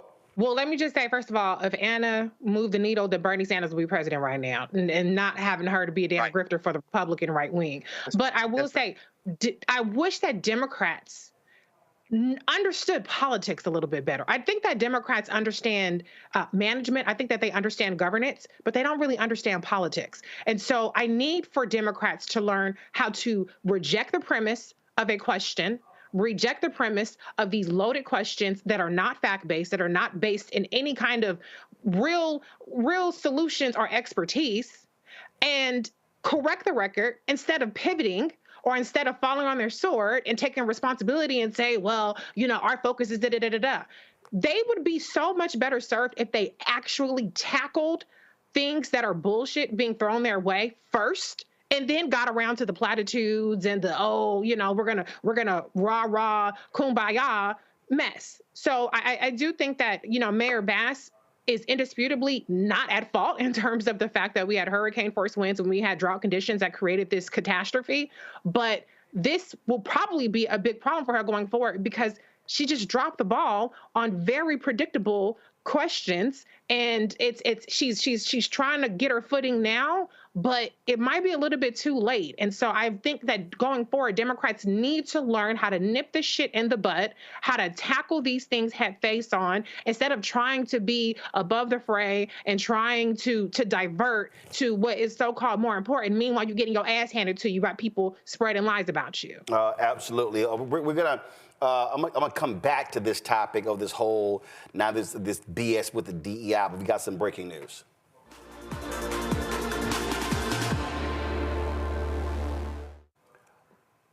By a 5-4 vote, the U.S. Supreme Court will not stop the sentencing of convicted criminal Donald Trump to take place tomorrow in New York State. This is the headline for Politico. Supreme Court won't block Donald Trump's hush money sentencing.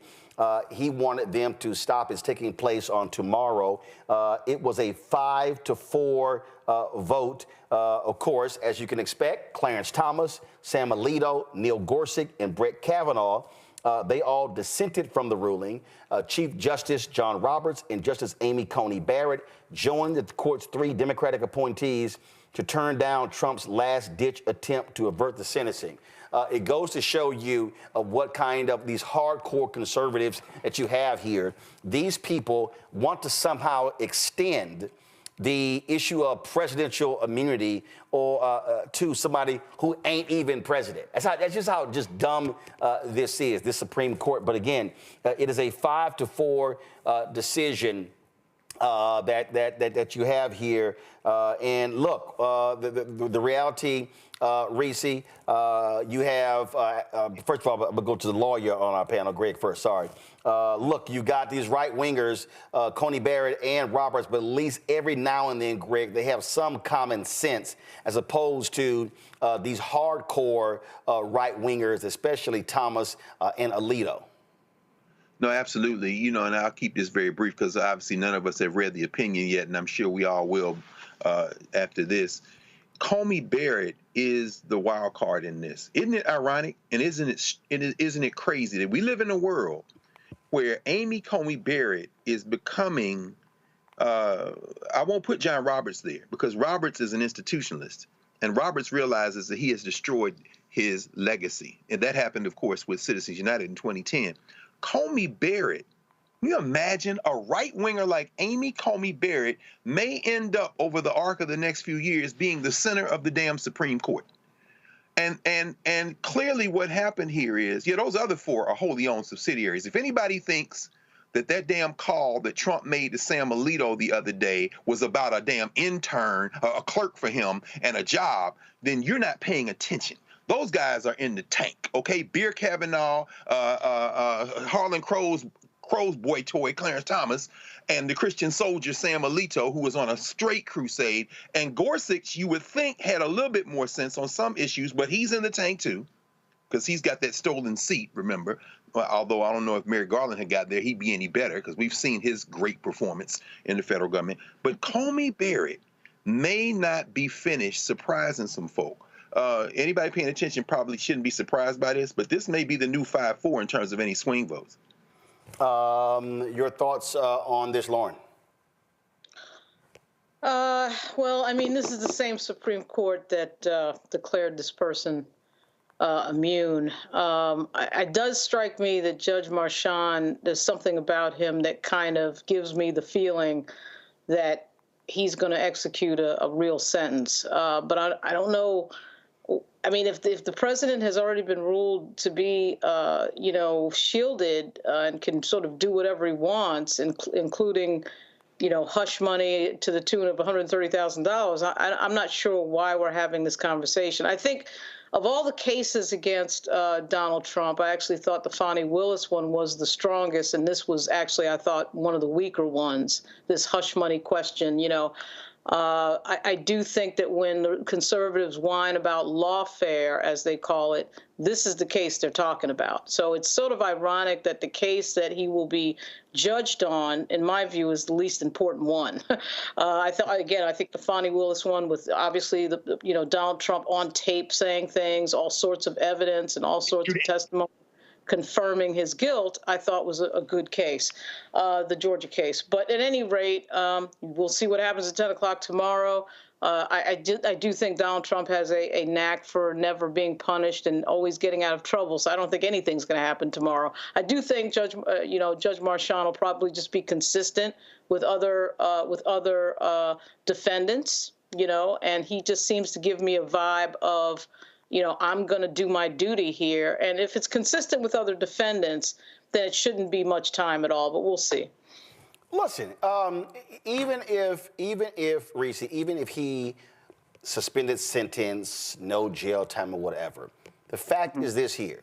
It is etched in stone above the Supreme Court.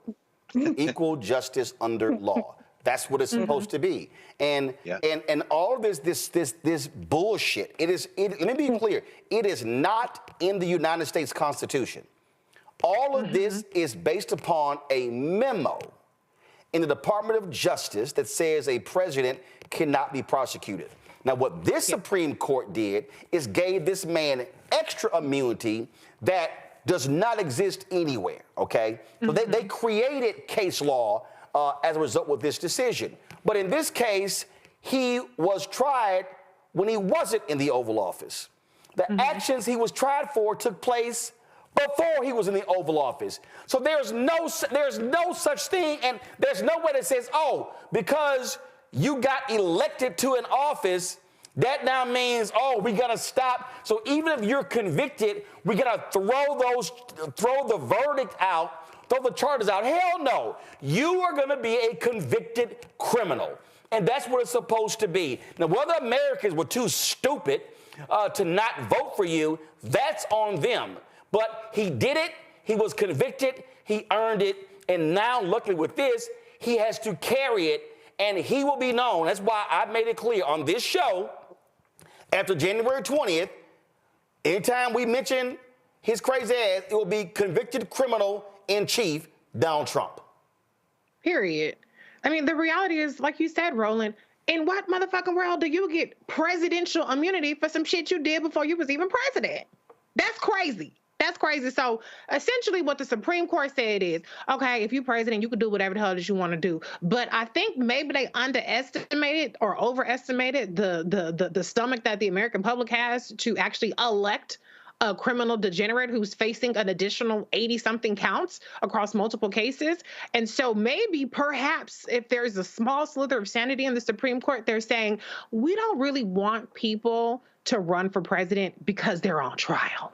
Maybe that's the one line that they're crossing, because we know that the sole reason that Donald Trump ran for president is to get out of his criminal liability for all these cases that he was facing. He doesn't give a damn about being president. He doesn't give a damn about the executive actions and the actual governance of this country. He just wanted to stay out of jail. Mission accomplished, but maybe the Supreme Court is trying to say, let's not do this whole thing again when people are running for president just to get out of jail. And Greg, I've said this consistently. Lauren, you said that the Georgia case you thought was the strongest. I'm sorry. I don't understand why Georgia is not moving forward. I don't give a damn if there's an inauguration. Guess what? That's a state crime. That federal memo has nothing. And I would rather Georgia say, fine, you don't want us to move forward, take us to court. I would rather there be a judicial ruling that says that, as opposed to, oh, no, yeah, we can't move forward. We can't move forward because of the election. No, hell no. His ass did it, Greg. He did it. He did it. He did it. And I think you can probably pull up, it's just the order, so it's just a paragraph. And you're right. I mean, the way you framed it is the way it should be framed. All of this happened when you weren't in elected office. And so, but it's interesting to read the order, and I'm sure you read it off in a second.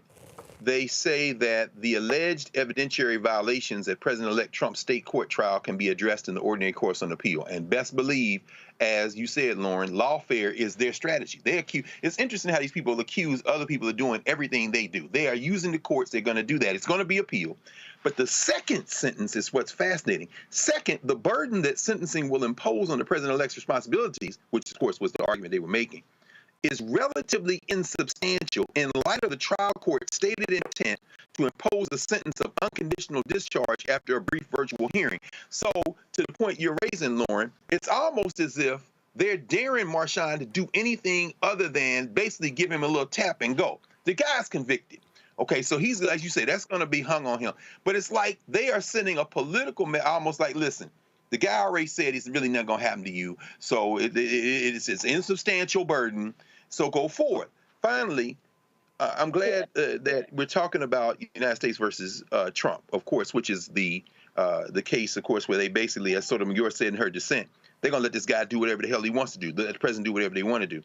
It almost feels like, in the case certainly of Roberts, and maybe Comey Barrett at this point, because they didn't define the scope of things that a president can do and get away with, they're not walking it back. But it's almost like a Steve Urkel moment, like, did we do that? Yeah, you did. You've torn your place up. These guys are now unbridled, and this might be a hint at them trying to repair something that they've probably broken beyond repair. But that paragraph says a lot, particularly that second sentence. Go to my iPad. This is, hold on 1 second, Lauren. This is it right here. It says order in pending case, Donald J. Trump versus New York. The application for stay presented to Justice Sotomayor and by her referred to the court is denied for inter alia the following reasons. First, the alleged evidentiary violations at President-elect Trump's state court trial can be addressed in the ordinary course on appeal. Now, first, what they mean by that is, why y'all coming to us? There's an appeals process in New York State.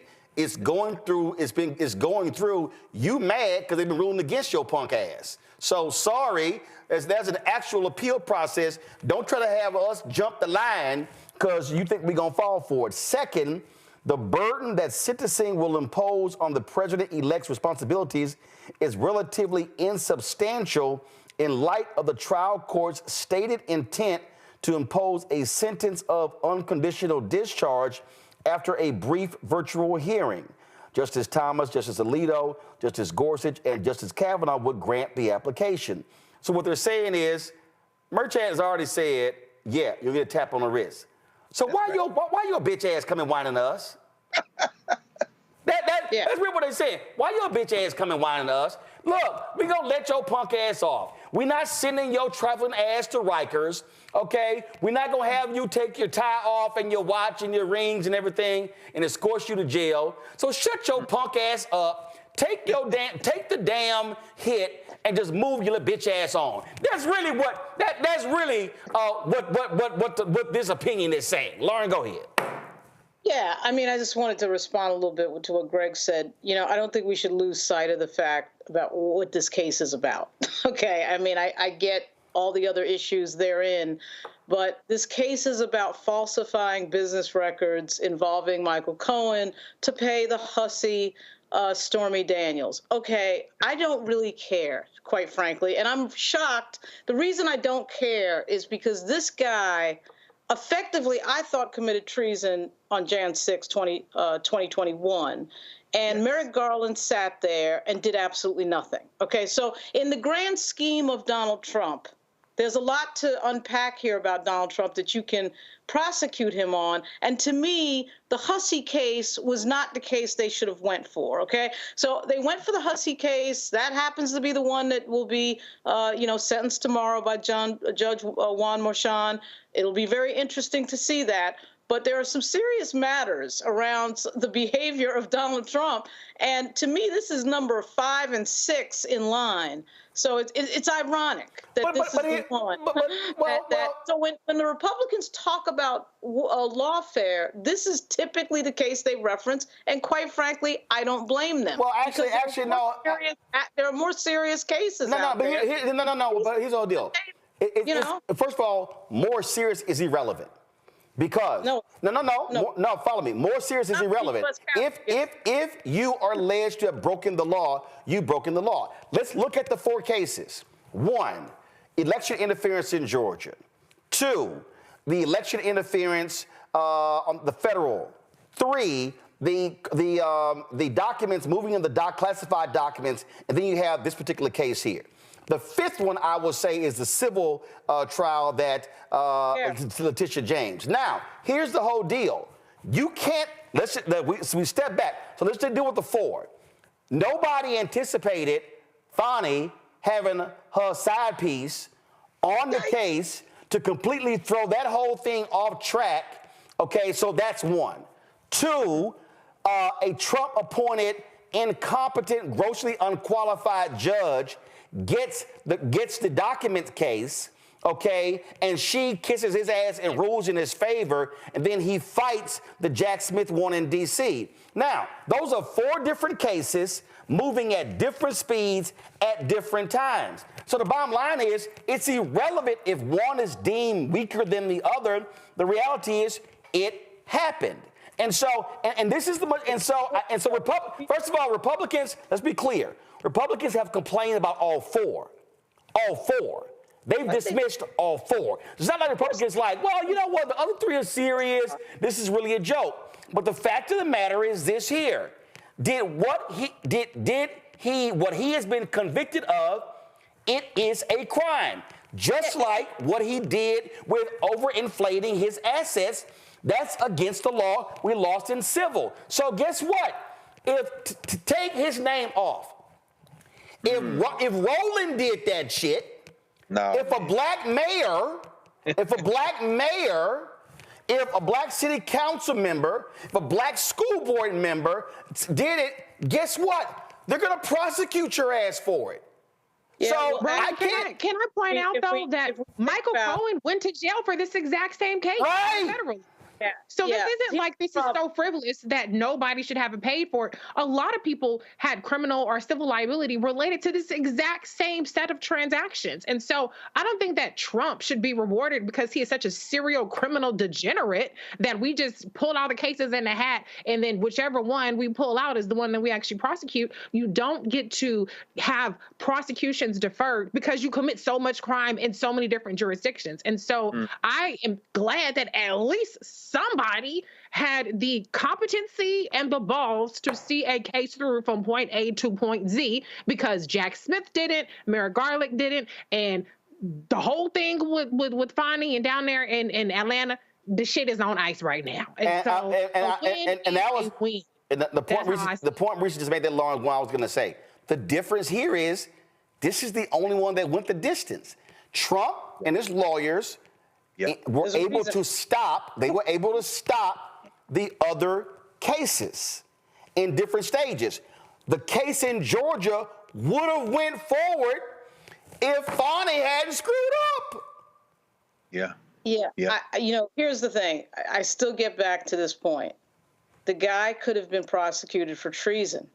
He wasn't because nobody had the guts to do it. But hold up. Nobody having the guts to do it does not have anything to do with Bragg's case in New York City.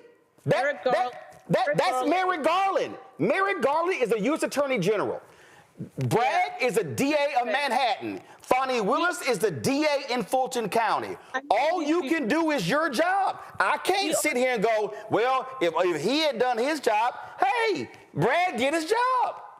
We argue all the time that things are crimes that shouldn't be prosecuted. Marilyn Mosby being a perfect example of that. Okay, we argue all the time that people get prosecuted for things that seem slightly political or like somebody's reaching, a prosecutor is reaching for some reason. All I'm saying is, in the lexicon of everything that happened, he could have very easily been prosecuted for something like high treason. But Lauren, you keep saying what he could. Lauren, you keep saying what he could have been prosecuted, but in order to prosecute him for high treason, that requires the Attorney General to take the action. He didn't. So the woulda, shoulda, coulda don't matter. Let me ask you this. Is it working? Did it work? What do you mean? All your prosecutions, did it work? Hold up. Did he get convicted? Yes. Did it work? No. Wait. Hold up. What was the? Wait. Hold up. Hold up, Lauren. What was the purpose? Lauren, I'm gonna ask you a question. What was the Bragg? What is the purpose of DA Bragg in indicting Trump? What's the purpose? I don't know what the purpose is. No, you're wrong, Lauren. You do know the purpose. Lauren, you know the purpose. What is 11 days will be in the White House. Lauren, here's the question. No, Lauren. If you're the DA, no, wait a minute. If you're the DA and you indict, you get an indictment and a conviction. What's the purpose of filing charges? To get a conviction. The purpose of filing charges is to get the conviction. But Roland, the fact is, this man is going to be president. Lauren, but see, that's the whole point. See, Lauren, so hold on. When you say it didn't work, that means that you are speaking about a political purpose for the prosecution. What I am saying is the prosecution. I'm stating a fact. No, the prosecution by itself is, if you broke the law, you get indicted. You are going to get convicted. So from Bragg's perspective, he did his job. Bragg, as the DA, has no jurisdiction. He has no control what Merrick Garland can and cannot do. He has no, matter of fact, Bragg he has nothing to say about what Fani Willis can and cannot do. All he can do is his job. He did his job. Great. He got a conviction. Now, from listening to you, if the purpose was, let's keep him out of office, that ain't why you indict. So bottom line is, he did his job. Are we really going to pretend that some of these adjudications weren't about keeping him out of office? Hold up. Reese already said it. Did Michael Cohen get convicted? Wait. Hold up. I'm answering your question. Was Michael, Lauren, it's real simple. Was Michael You're going to skip over my question. Okay. Lauren, I'm not skipping your question. I'm actually answering your question. Was Michael Cohen convicted for the exact same crime? Yes or no? Yeah, Roland. Okay, sure. So if Michael Cohen, wait a minute. So if Michael Cohen was convicted by the Trump Department of Justice for the exact same crime, was that to keep Trump out of office? All I know is in 11 days. No, Lauren. Answer the question. I'm holding up two things. I'm holding up hold up, Lauren. Wait, Lauren. Hold up. I'm holding up, Lauren, 1 second. Lauren. Hold on, Lauren, 1 second. Lauren, hold up. Lauren, this is very simple. I'm holding up a Cohen conviction, and I'm holding up a Trump conviction. The Cohen conviction. And Trump was unindicted co-conspirator. Remember that? Right. So the Cohen conviction took place on a federal level. It was not okay. The Trump conviction, the Cohen conviction, and the Trump conviction. So if your argument is that the Trump indictment was to keep him out of office, well, what was the purpose of the Cohen indictment? Because if the Trump indictment was to keep him out of office, and Cohen was convicted for the same thing as Trump, well, couldn't we say that the Cohen conviction was to keep him out? No, the Cohen conviction was because he did it. Okay. Yeah. You know what's interesting though, Roland, about that, and forgive me, Lauren, for just bringing this up. As you say, it was Trump's Department of Justice. That Cohen, in retrospect, particularly if he goes after his political enemies, in other words, if he goes after Cheney, if he goes after Benny Thompson and whoever the hell he wants, perhaps we saw a little bit of a preview with the Cohen prosecution, because at that point, Cohen was a political enemy of Donald Trump. I'm just saying, thinking about it in retrospect, that might, because I'm telling you right now, two things. Number one, they are going to appeal this, and that evidentiary violation that the Supreme Court referred to in the New York State court may end up back in federal court, because he's arguing, as he did before the Supreme Court, his lawyers before the Supreme Court did with this case, He's arguing basically the defense that he thinks is available to him because of U.S. versus Trump. When you're the president, they let you do it. And regardless of the fact of what you said, which is he did this before he was president. Now, that's, again, going to flesh out what it means to have a sitting president in the crosshairs. But since you raised that, I hadn't thought about that. But since that was 2018, right, it might be that the political logic behind pursuing that prosecution of Cohen was because he was a political enemy of Trump. I don't know. And that may preview what we're going to see in the next 4 years. Bottom line, but when they appeal, Greg, when they appeal, he is going to be sitting on Pennsylvania Avenue by the time we get to the. So then we go back to. Hold on. When you said they appeal, will they appeal what? Well, obviously, whatever happens tomorrow, he's probably going to appeal whatever happens tomorrow. Right. So he's right. No. I'm saying he's currently, for the purpose of the audience, he's currently appealing the conviction. You're saying after tomorrow, he then will appeal the sentencing. Yeah, so I'm saying, whatever Marshawn decides, assuming that Marshawn gives him some time, which who knows what he'll do, but let's say he gives him some time, there'll probably be an appeal. Then he'll be a sitting president by the time that's decided.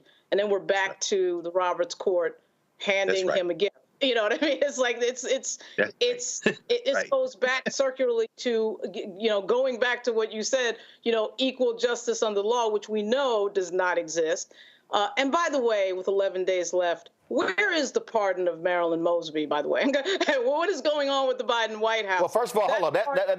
That's a whole separate story. That's a whole separate. No. I don't. What I'm saying is I want to stay on topic. But I'm staying on topic. Let me go back to my iPad. The point we made earlier, and this is why I think it's important what the Supreme Court did, what they're doing. And let's also be clear, this is not uncommon. What the Supreme Court is saying right here is that when they say the alleged evidentiary violations at President-elect Trump's state court trial can be addressed in the ordinary course on appeal. What the Supreme Court is saying right here is, why is your punk ass coming to us when you have not exhausted all of your appeals in New York State? The law is the law, that there's an appeals process. What Trump wanted to, so for everybody who's listening, who's watching the show, there are different levels in New York State.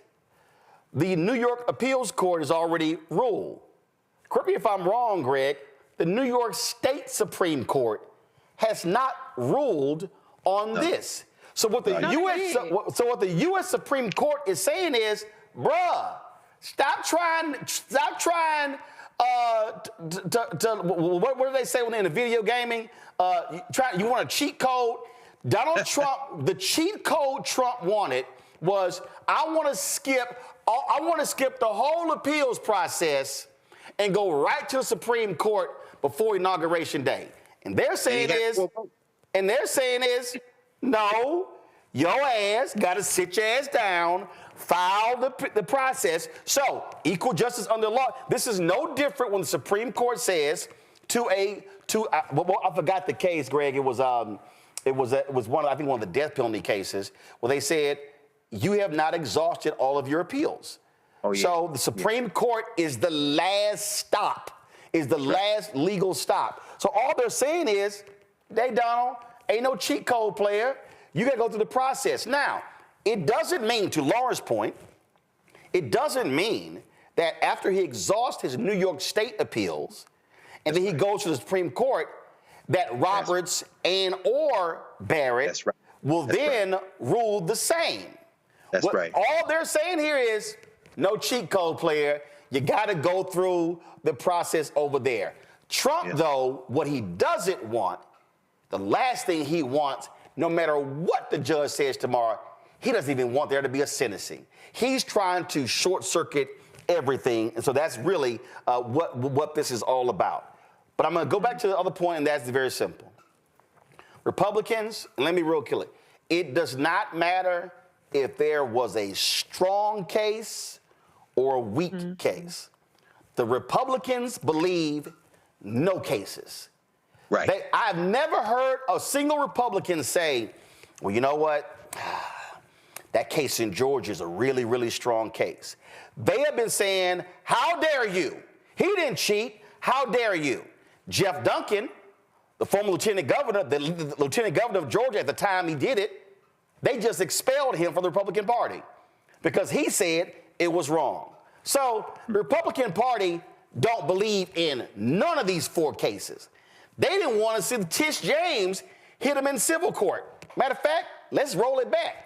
They didn't want them to sue when it came to his foundation.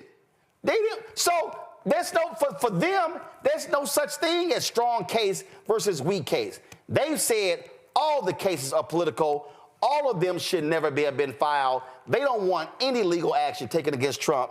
And that's just simply how they're responding. And so we can sit here and say, well, what was stronger, what was weaker, all of that. Of course, I also felt that this, out of the 4, was the weakest. But guess what? But Roland, do you actually think that, let's say Donald Trump was still a real estate developer in New York, do you think that all these cases, obviously the documents case wouldn't have been brought because he wouldn't have been president, but something like the business records case, the case that's going to be adjudicated tomorrow, sentenced tomorrow, do you think that would have been brought if he was not president? There's a name. First of all, of the 4 cases, let's remember, two of them dealt with the overthrowing of the election. Right. So those wouldn't have existed if he wasn't president. Those would not have existed. Right. The classified documents case would not exist. Right. But you mentioned the overinflating of the assets. Or E. Jean Carroll. Do we think that E. Jean Carroll would have happened? It was Roberta Kaplan. No. Let me tell you something right now. Yes. First of all, there have been other men. Okay, let's just go to Weinstein. Let's go to other. There have been other men convicted in criminal court. Wait a minute. Just right in Ireland. What's that? The crazy ass boxer. What's the white dude? He fought Floyd Mayweather.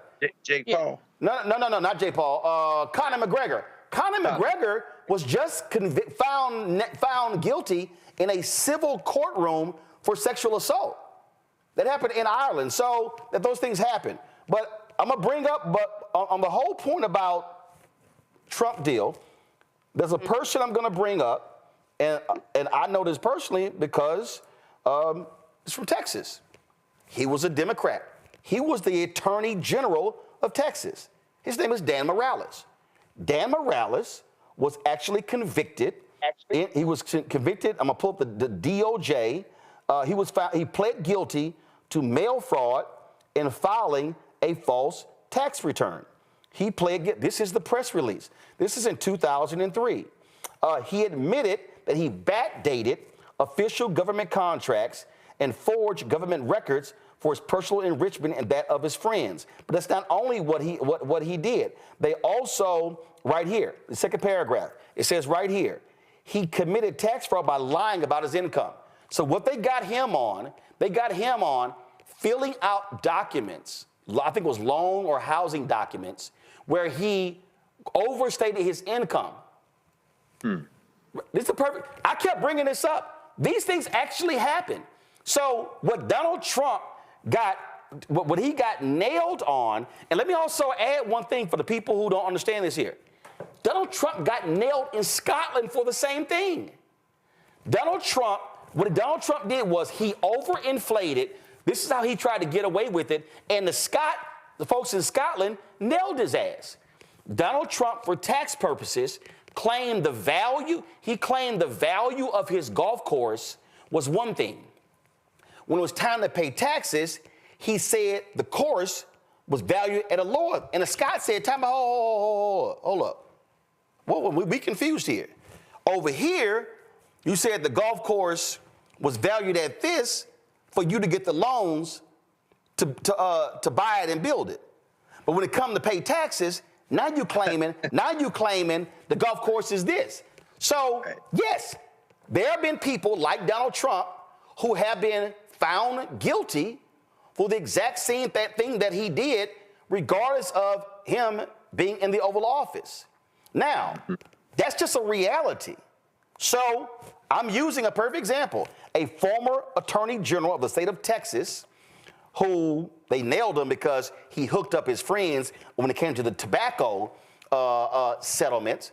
But the federal government sent his ass to prison because he filled out loan papers. People don't understand. When you go fill out a loan application, that is a federal document. They can get your ass on that. And let's not forget, they got Al Capone on tax evasion. Tax evasion, yeah. So the federal government has gotten developers, business folk. I mean, I just finished watching the documentary on how they got Michael Milken and Ivan Boesky on insider trading. I mean, so the bottom line is they can get your ass, when you break the law, they can find a law your ass broke. So there are a lot of people who have not been in the Oval Office who've gotten convicted on the same stuff. Did it get the same amount of attention? No, it didn't. But yeah, Lauren, it actually has happened. Yeah, when I see Reid Hoffman and Roberta Kaplan converge, and I know that's a civil case, and knowing that Trump has been around for so long, and we've known that he's, filed, 5 bankruptcies? I just feel like, wow, isn't that interesting that, particularly with the hush money case, it's sort of like, that's an interesting case that they brought. But okay. But you also got to remember, you can't leave out the DA before Bragg was Cyrus Vance. Yeah. Cyrus Vance chose not to prosecute Trump on several occasions. What is the difference here? Different DA. He was buddy-buddy with Cyrus Vance. So, I mean, look, the reality is here.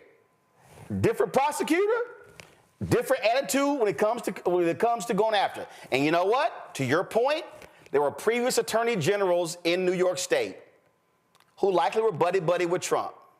Oh. Until Tish James showed up. So, that's just sort of how I look at that. Let me do this here. Let me quickly. I'm not going to go to a break. I'm going to go back to the Los Angeles fire thing with a panel. Y'all, if y'all want to see how these white folks, these white conservatives really are, they've been showing who they are. White nationalists, white supremacists, racists. Okay, DEI is the new N word for them. Yeah. Okay, that's the new N word, and I don't understand why even some of these white women ain't ticked off because they slapped them with a DEI label. They have been blasting the fire chief in Los Angeles, a white woman, saying, oh, this DEI hire. Look at this tweet right here. This right here is a tweet. Who is this, Matt Walsh? Go back to the libs of TikTok. So they put, don't you hate it when climate change appoints a DEI hire to run the fire department? Oh, so she's now a DEI hire. Wow. Of course. Wow. Wow. Not. And see again, y'all, just so y'all know, the fire chief of LA, she not black. That's a white woman. She not a white man. DEI means non-white man. There you go. There you go. So here is, show the Matt Walsh. Show the Matt Walsh tweet. Because now they've been putting this here. Los Angeles deliberately set out to exclude white men from becoming firefighters. And now they don't have enough firefighters to prevent their city from burning to the ground. DEI is a cancer that destroys everything it touches. What are they complaining about? They're complaining because last year a story was done about how they were trying to diversify the fire department. For people who don't know history, and I know Greg knows this for a fact. Across America, pick your city. More than likely, the whitest public sector job are fire departments, not even police departments. Woo, them white boys have been locking black folks out. Now, somebody posted something on social media. I haven't found it yet. Actually, I'm looking for it. I think I reposted it. Here it is right here. Somebody posted this here. They said 60% of the firefighters in Los Angeles are white. 21% are Hispanic. 7.15% are black. Women are 5.5%. Asian American, Native Hawaiian, Pacific Islander are 4.8%. So when they talk about DEI, yes, and everybody understand, what they're saying is Ain't nobody qualified for nothing unless they are a white woman. Start that slideshow over, because then I want y'all to freeze it. Start that slideshow over. I see a video playback. Start it over. I want y'all to freeze. No, start it over, y'all. Don't come to me. Don't come back to me, please. Thank you. Start the slideshow over. And I want y'all to freeze it on the 3 women. Stop. Go back. Freeze it. Don't show me yet, y'all, until you got it. Go back to find the 3. Go back to the beginning, y'all. It's 3 women. Stop. Now you can show it. Now show it. Thank you. This is what they can't stand. Oh, no question. No question. So they're pissed of the leadership of the fire department. And the woman's a lesbian too, allegedly. I don't know. See, there you go. So they confirmed. Okay, so when they say DEI, if you a woman, if you gay, if you black, we can't stand DEI. And this is just how they roll. This is who these people are.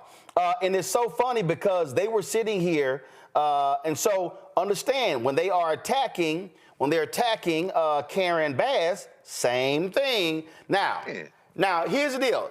This is why you can't entertain these fools. I'm about to play. Jessica Tarloff was on Fox News, and she was like, oh, so y'all calling the LA fire chief DEI. She's like, here's her resume. Listen. But to Greg and Jesse's points about, this is because of DEI or what we need is practical solutions, there is so much bad information swirling around about the main players involved in this, like the fire chief who's been called a DEI hire. I take her resume any day. 24-year vet, paramedic, engineer, fire inspector, captain, battalion chief, fire marshal, deputy chief. I don't know. But you're proving my point. No, I'm not proving your point. Yes, you are. You're proving it because DEI makes everybody suspect. That is the problem. And you guys paraded it around. So now you put it in people's heads. No, you put it in people's heads. How? I didn't back DEI. I didn't back it. I don't know how Jessica does it. First of all, your entire network did it, Greg. So you're full of shit. The reality is DEI makes everyone suspect. I know a whole bunch of grossly unqualified, no talent white people, especially white men. But guess what? Nobody goes, he's DEI. No, when they say DEI, this is no different than before when it was affirmative action. It's no different before when it was diversity. It's no different before when it was quotas. It was, listen, they attacked McDonald's. McDonald's retreated because they were like, oh, we set goals. And what do people like Robin Starbucks say? No, that's quotas. That's quotas. It's goals. But no. So even when you don't call it a quota and you call it a goal, see, that's it. So the bottom line is they don't want any effort to diversify anything because they believe white people, mainly white men first, white men first, white women second, white heterosexual men, white heterosexual women, they believe that nobody else could get a job, is qualified for a job, unless they fit in that category. That's all this bullshit is. And while folks' houses are being burned down, and that's what this is all about, Reese, with Pete Hegseth, wannabe Secretary of Defense and believing women shouldn't be in combat, because guess what? Today's Republican Party believes that's Pete Hegseth, that's Josh Hawley, that's all the rest of them believe that women should shut their ass up, lay down, have this sex, go cook in that kitchen, birth that baby, and shut your ass up. These people, when they say make America great again, they want to go back to the 1950s when black folks had no rights, when women had no rights, and everybody was subjugated to the control of white men. Period. Can I ask a quick question? I just want to ask everybody a quick question because I don't know this, and I don't know that it can be found out in short term. But if that man who we just saw with that tight 3-pack Walmart white T-shirt on underneath and his voice not yet reaching puberty, which if that doesn't show you that the original DEI is white maleness, you can't see. Oh yeah, Greg Gutfield has absolutely no qualifications to be on a news show, and they call him a comedian. His ass ain't funny. But no question. But wrong. I guess what I was going to ask you and everybody is, if his house, God forbid, was on fire in those hills, and not the 2,000 plus firefighters who are fighting, which you broke down demographically in terms of race, came, but one of the nearly 800 volunteer prison inmates from the Department of Correction who are out there fighting the fire. These are volunteers. I wonder if he would say, I don't want you fighting the fire because you're not a white man. I'm just curious because there's almost 800 prisoners. These people volunteer. They get training, and they're out there embedded in the California Department of Forestry and Fire Protection fighting that fire. I wonder, don't y'all wonder, what's the ethnic racial background of those nearly 800 prisoners, California prisoners who are out there fighting fire? I'm just curious. Listen, it also reminds me of the white folks, the racist white folk, laying on an emergency table, racist, and that black doctor. I don't want him. I want her treating me. But the doctor, because of the Hippocratic Oath, has to treat him. That's where you say, all right, lay your ass there and die. Okay, good. That's right. See. Lay your ass there and die. I'd be like, yeah, go ahead. Okay, go ahead. Gunshot, heart attack, stroke. Okay, lay your racist ass there and die then. I got to tell y'all this story. The brother, he's a history maker. He was interviewed by the History Makers, which is Juliana Richardson, Larry Crow, and them out of Chicago. And I forget the brother. He was on the board at Emory. He's a medical doctor, brilliant brother, philanthropist. I met him back in this past February 24th. We were at a dinner for History Makers. So we're sitting there, and he's telling a story about when he was a resident in medical school. He's finished his medical degree. He's in his residency. This racist white woman was admitted to, I think it was an emergency room one night. He and his buddy, who was also black. The old white woman is like, I don't want no black doctor to touch me. So the brother said his friend bent down and whispered in the white woman's ear, well, you gonna die. And then told her, well, okay, no problem. I'm not gonna touch you. Well, you gonna die. At that point, she got religion real quick, and they treated her. But he did exactly what you said. Oh, you don't. Oh, well, you gonna die. He told, because you about to die now. You don't want, no problem. You gonna die. She got her religion. I bet you none of these racists will get in the way of a Latina, a black, a gay white woman, whoever who's strapped up with that firefighter equipment trying to put out the fire of their house. And as far as they're talking about those three women right there, I bet you won't say to their face, they firefighters. Let's see if you're nice with your hands. We found about diversity in a scrap. I don't think you're gonna say it to their face. Well, they are exactly who they are. And I'm trying to actually find this story that might be, give me 1 second. You know, it's amazing how breaking news happens. This is regarding the 11th Circuit and Judge Eileen Cannon. Give me 1 second.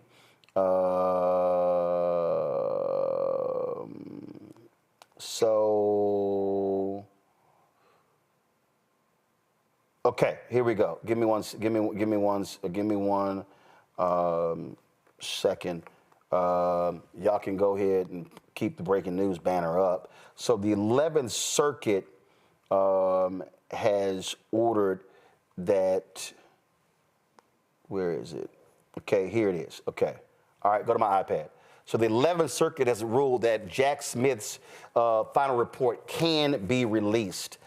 They have over all these damn pop-ups. The federal appeals court covering Florida rejected a defense request to block the release of special counsel Jack Smith's final report, but an order temporarily blocking its release from U.S. District Judge Eileen Cannon is still in place for now, which would keep the report blocked for 3 more days absent further appeal.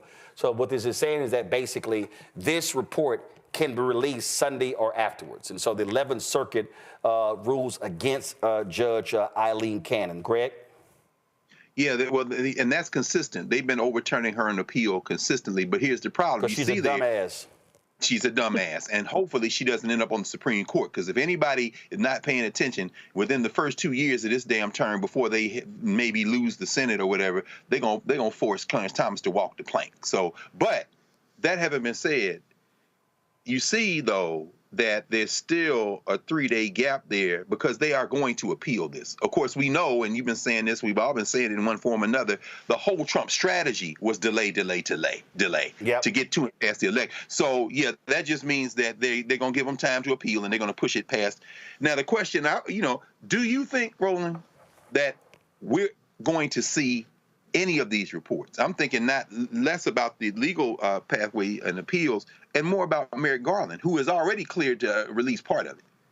Listen, I am hoping that there is a Daniel Ellsberg somewhere in the DOJ that has put both of those volumes on a flash drive, and before they walk out in 11 days, sitting here, got it on the flash drive, and then all of a sudden, in about 2 or 3 months, that sucker mysteriously is dropped like the Pentagon Papers. And here's the whole deal. You ain't, see the beauty now, you ain't even got to go to the Washington Post or the New York Times like they did with the Pentagon Papers. Remember when remember the Panama Papers?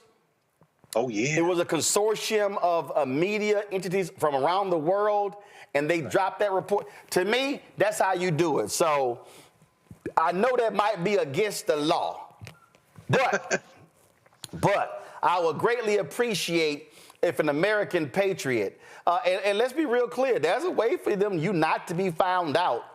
But I really hope there's an American patriot where we're able to see the full unredacted report that shows the absolute crimes that Donald Trump committed. And so I'm just saying I hope that happens. And also, I forgot to mention this earlier, the Smartmatic $2.7 billion lawsuit against Fox News is now set for trial. The judge ruled against Fox News. They are moving forward with that. And I really hope Smartmatic don't settle. Oh, I really hope they go. Y'all remember Dominion, they settled, and that's what happened there as well. So whole lot of stuff happening to the panel. Thanks for staying a little bit extra. A lot of breaking news jumping off here. And I got just real quick, Lauren, Reese, Greg, I just want to get each of y'all thoughts. I'll start with you, Lauren. What the hell do you make of Amazon handing over $40 million for a damn Melania Trump documentary? Everybody's trying to curry favor all these corporations. You saw Mark Zuckerberg bow down once again to Donald Trump, and Amazon and ABC News hand Donald Trump $15 million on a case that they were not going to lose, a defamation case. And so Amazon is doing the same thing. That's what it is. Reese? Yeah. This is who they want to be. They don't have to be this in terms of Mark Zuckerberg and Jeff Bezos and all these billionaires. This is who they want to be. It's not about, oh, well, let me try to get in Trump's good graces for my survival. These people are filthy freaking rich, like a whole nother planet. Literally, Mark Zuckerberg, Jeff Bezos goes to the moon whenever the hell he feels like it. Rich. So every move that we're seeing from them is because they are planting their flag and they are showing us who they truly are and what side of humanity and what side of the direction of this country they plan to stand on. Greg? Agreed. I agree 100%. Anytime you live in a country where a fool like Eileen Cannon may end up on the Supreme Court, anytime you live in a country where, while Jimmy Carter was being funeralized, as black folks say it, at the National Cathedral, the hillbilly horde was in the House of Representatives passing a bill to take out or to call out the International Criminal Court, then you know that we are way past the event horizon. And so I'm going to say what I've been saying, what we all been saying, but I'll never stop saying this consistently. This platform, this show, this work, the way that you've made, Roland, it is more important than ever because it's very dark at this moment, but this is an age of heroes. It's an age, if you want to use the phrase that you used earlier, of patriots. It's an age to say that we stand with our common humanity. Mark Zuckerberg is with increasingly he would call newspapers and all that stuff legacy media. But his platforms are, they're not as fresh as they used to be. And it could all collapse very quickly. He's playing politics now. Ultimately, what's being built here, what you've been saying all along, but increasingly over the last couple of days in response to some of this stuff about fan base, all of that we should pay very close attention to supporting these platforms, because it's clear we can't trust any of those other platforms. And as you said the other night, if they decide on YouTube, if they decide on Facebook, if they decide on Instagram to pull the master switch and it disappears, there is a Black Star app. It's important now to control our media so that we can get that clean glass of water out there. And it's more important now than it ever has been. Well, that's also why I want people to invest in fan base and get their account as well. TikTok is on its way, and their owners have said, hey, if they shut us down, we ain't selling. Y'all, this is what we got to be owning platforms. Owning platforms. I keep saying it. Black Star Network, we have our own app, okay? We're on YouTube's platform. YouTube could shut us down. Facebook could shut us down. When you have your own platform, they can't try to shut down your own platform. So I'm just letting y'all know how these things happen. Lauren, Reese, Greg, I appreciate y'all being on the show, first show with all three of y'all since the new year, and me being back. So thank you so very much for all of y'all. Folks, that is it for us. Don't forget, folks, support the work that we do. What we're trying to build here is something that other folks are not doing. I keep telling y'all, other Black-owned media, I don't know what they're doing. They ain't this. They focus on entertainment and gossip and housewives and all that sort of nonsense. And y'all know I don't talk about none of that bullshit. And so if y'all want to see real Black news, if you want to hear from Black people, and let me be real clear, I get non-Black folks on here, and there are people who are not Black who watch us, and I appreciate that because they want to hear the truth. And that's what this is all about. And I'm telling y'all right now, the next 4 years is going to be all about truth-telling every single day. When these folks lie, we're going to call it a lie. When they sit here and put out false narratives and make shit up, we're going to call them out. And so your support is absolutely critical. I keep saying this, and it's simple. I got 4.5 million followers. Literally, if 20,000 of our followers give $50 each, that raises $1 million. That is huge to offset the expenses that we have. We do not have and I told y'all, these ad agencies are not, and their clients are not spending money on us. It ain't happening. So your support is crucial. And so when you give via Cash App changed their rules. And so they closed all our accounts because they changed their rules. Not just us, other people as well. So if you want to give to us via Cash App, use the Stripe app. The QR code is on the screen. If you're listening to the podcast, simply go to blackstarnetwork.com. Use the Stripe app. If y'all old school, y'all don't trust nothing, check and money order. Send your check and money order to P.O. Box 57196, Washington, D.C., 2003 7-0196. PayPal still works, R. Martin Unfiltered. Venmo is RM Unfiltered. Zelle, Roland at RolandSMartin.com, Roland at RolandMartinUnfiltered.com.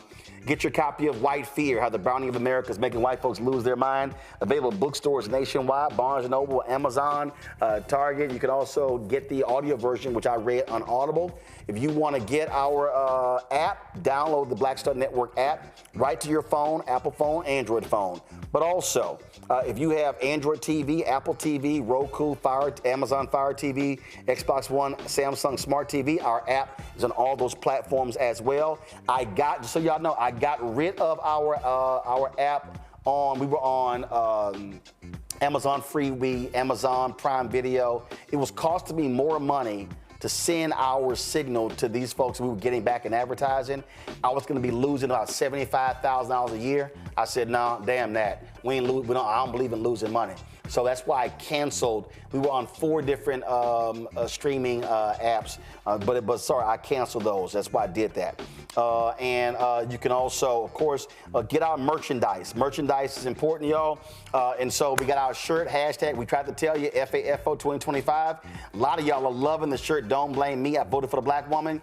Get that at rolandmartin.creator-spring.com. We also got t-shirts, hoodies, wall art, mugs, all kind of different stuff.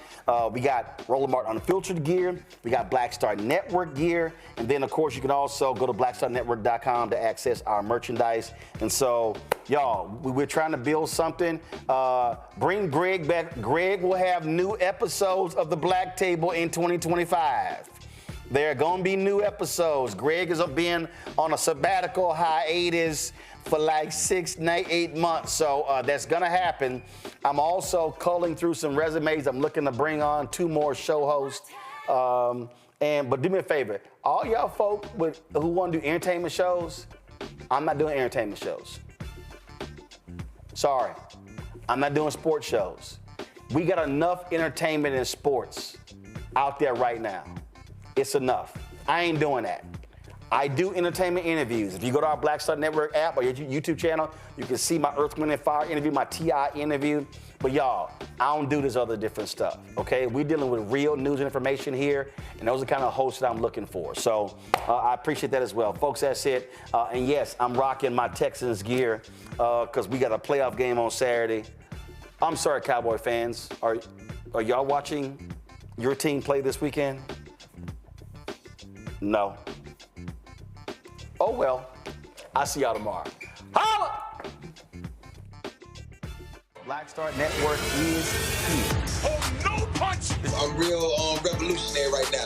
Thank you for being the voice of Black America. All momentum we have now, we have to keep this going. The video looks phenomenal. See, this difference between Black Star Network and black-owned media and something like CNN. You can't be black-owned media and be scared. It's time to be smart. Bring your eyeballs home. You dig?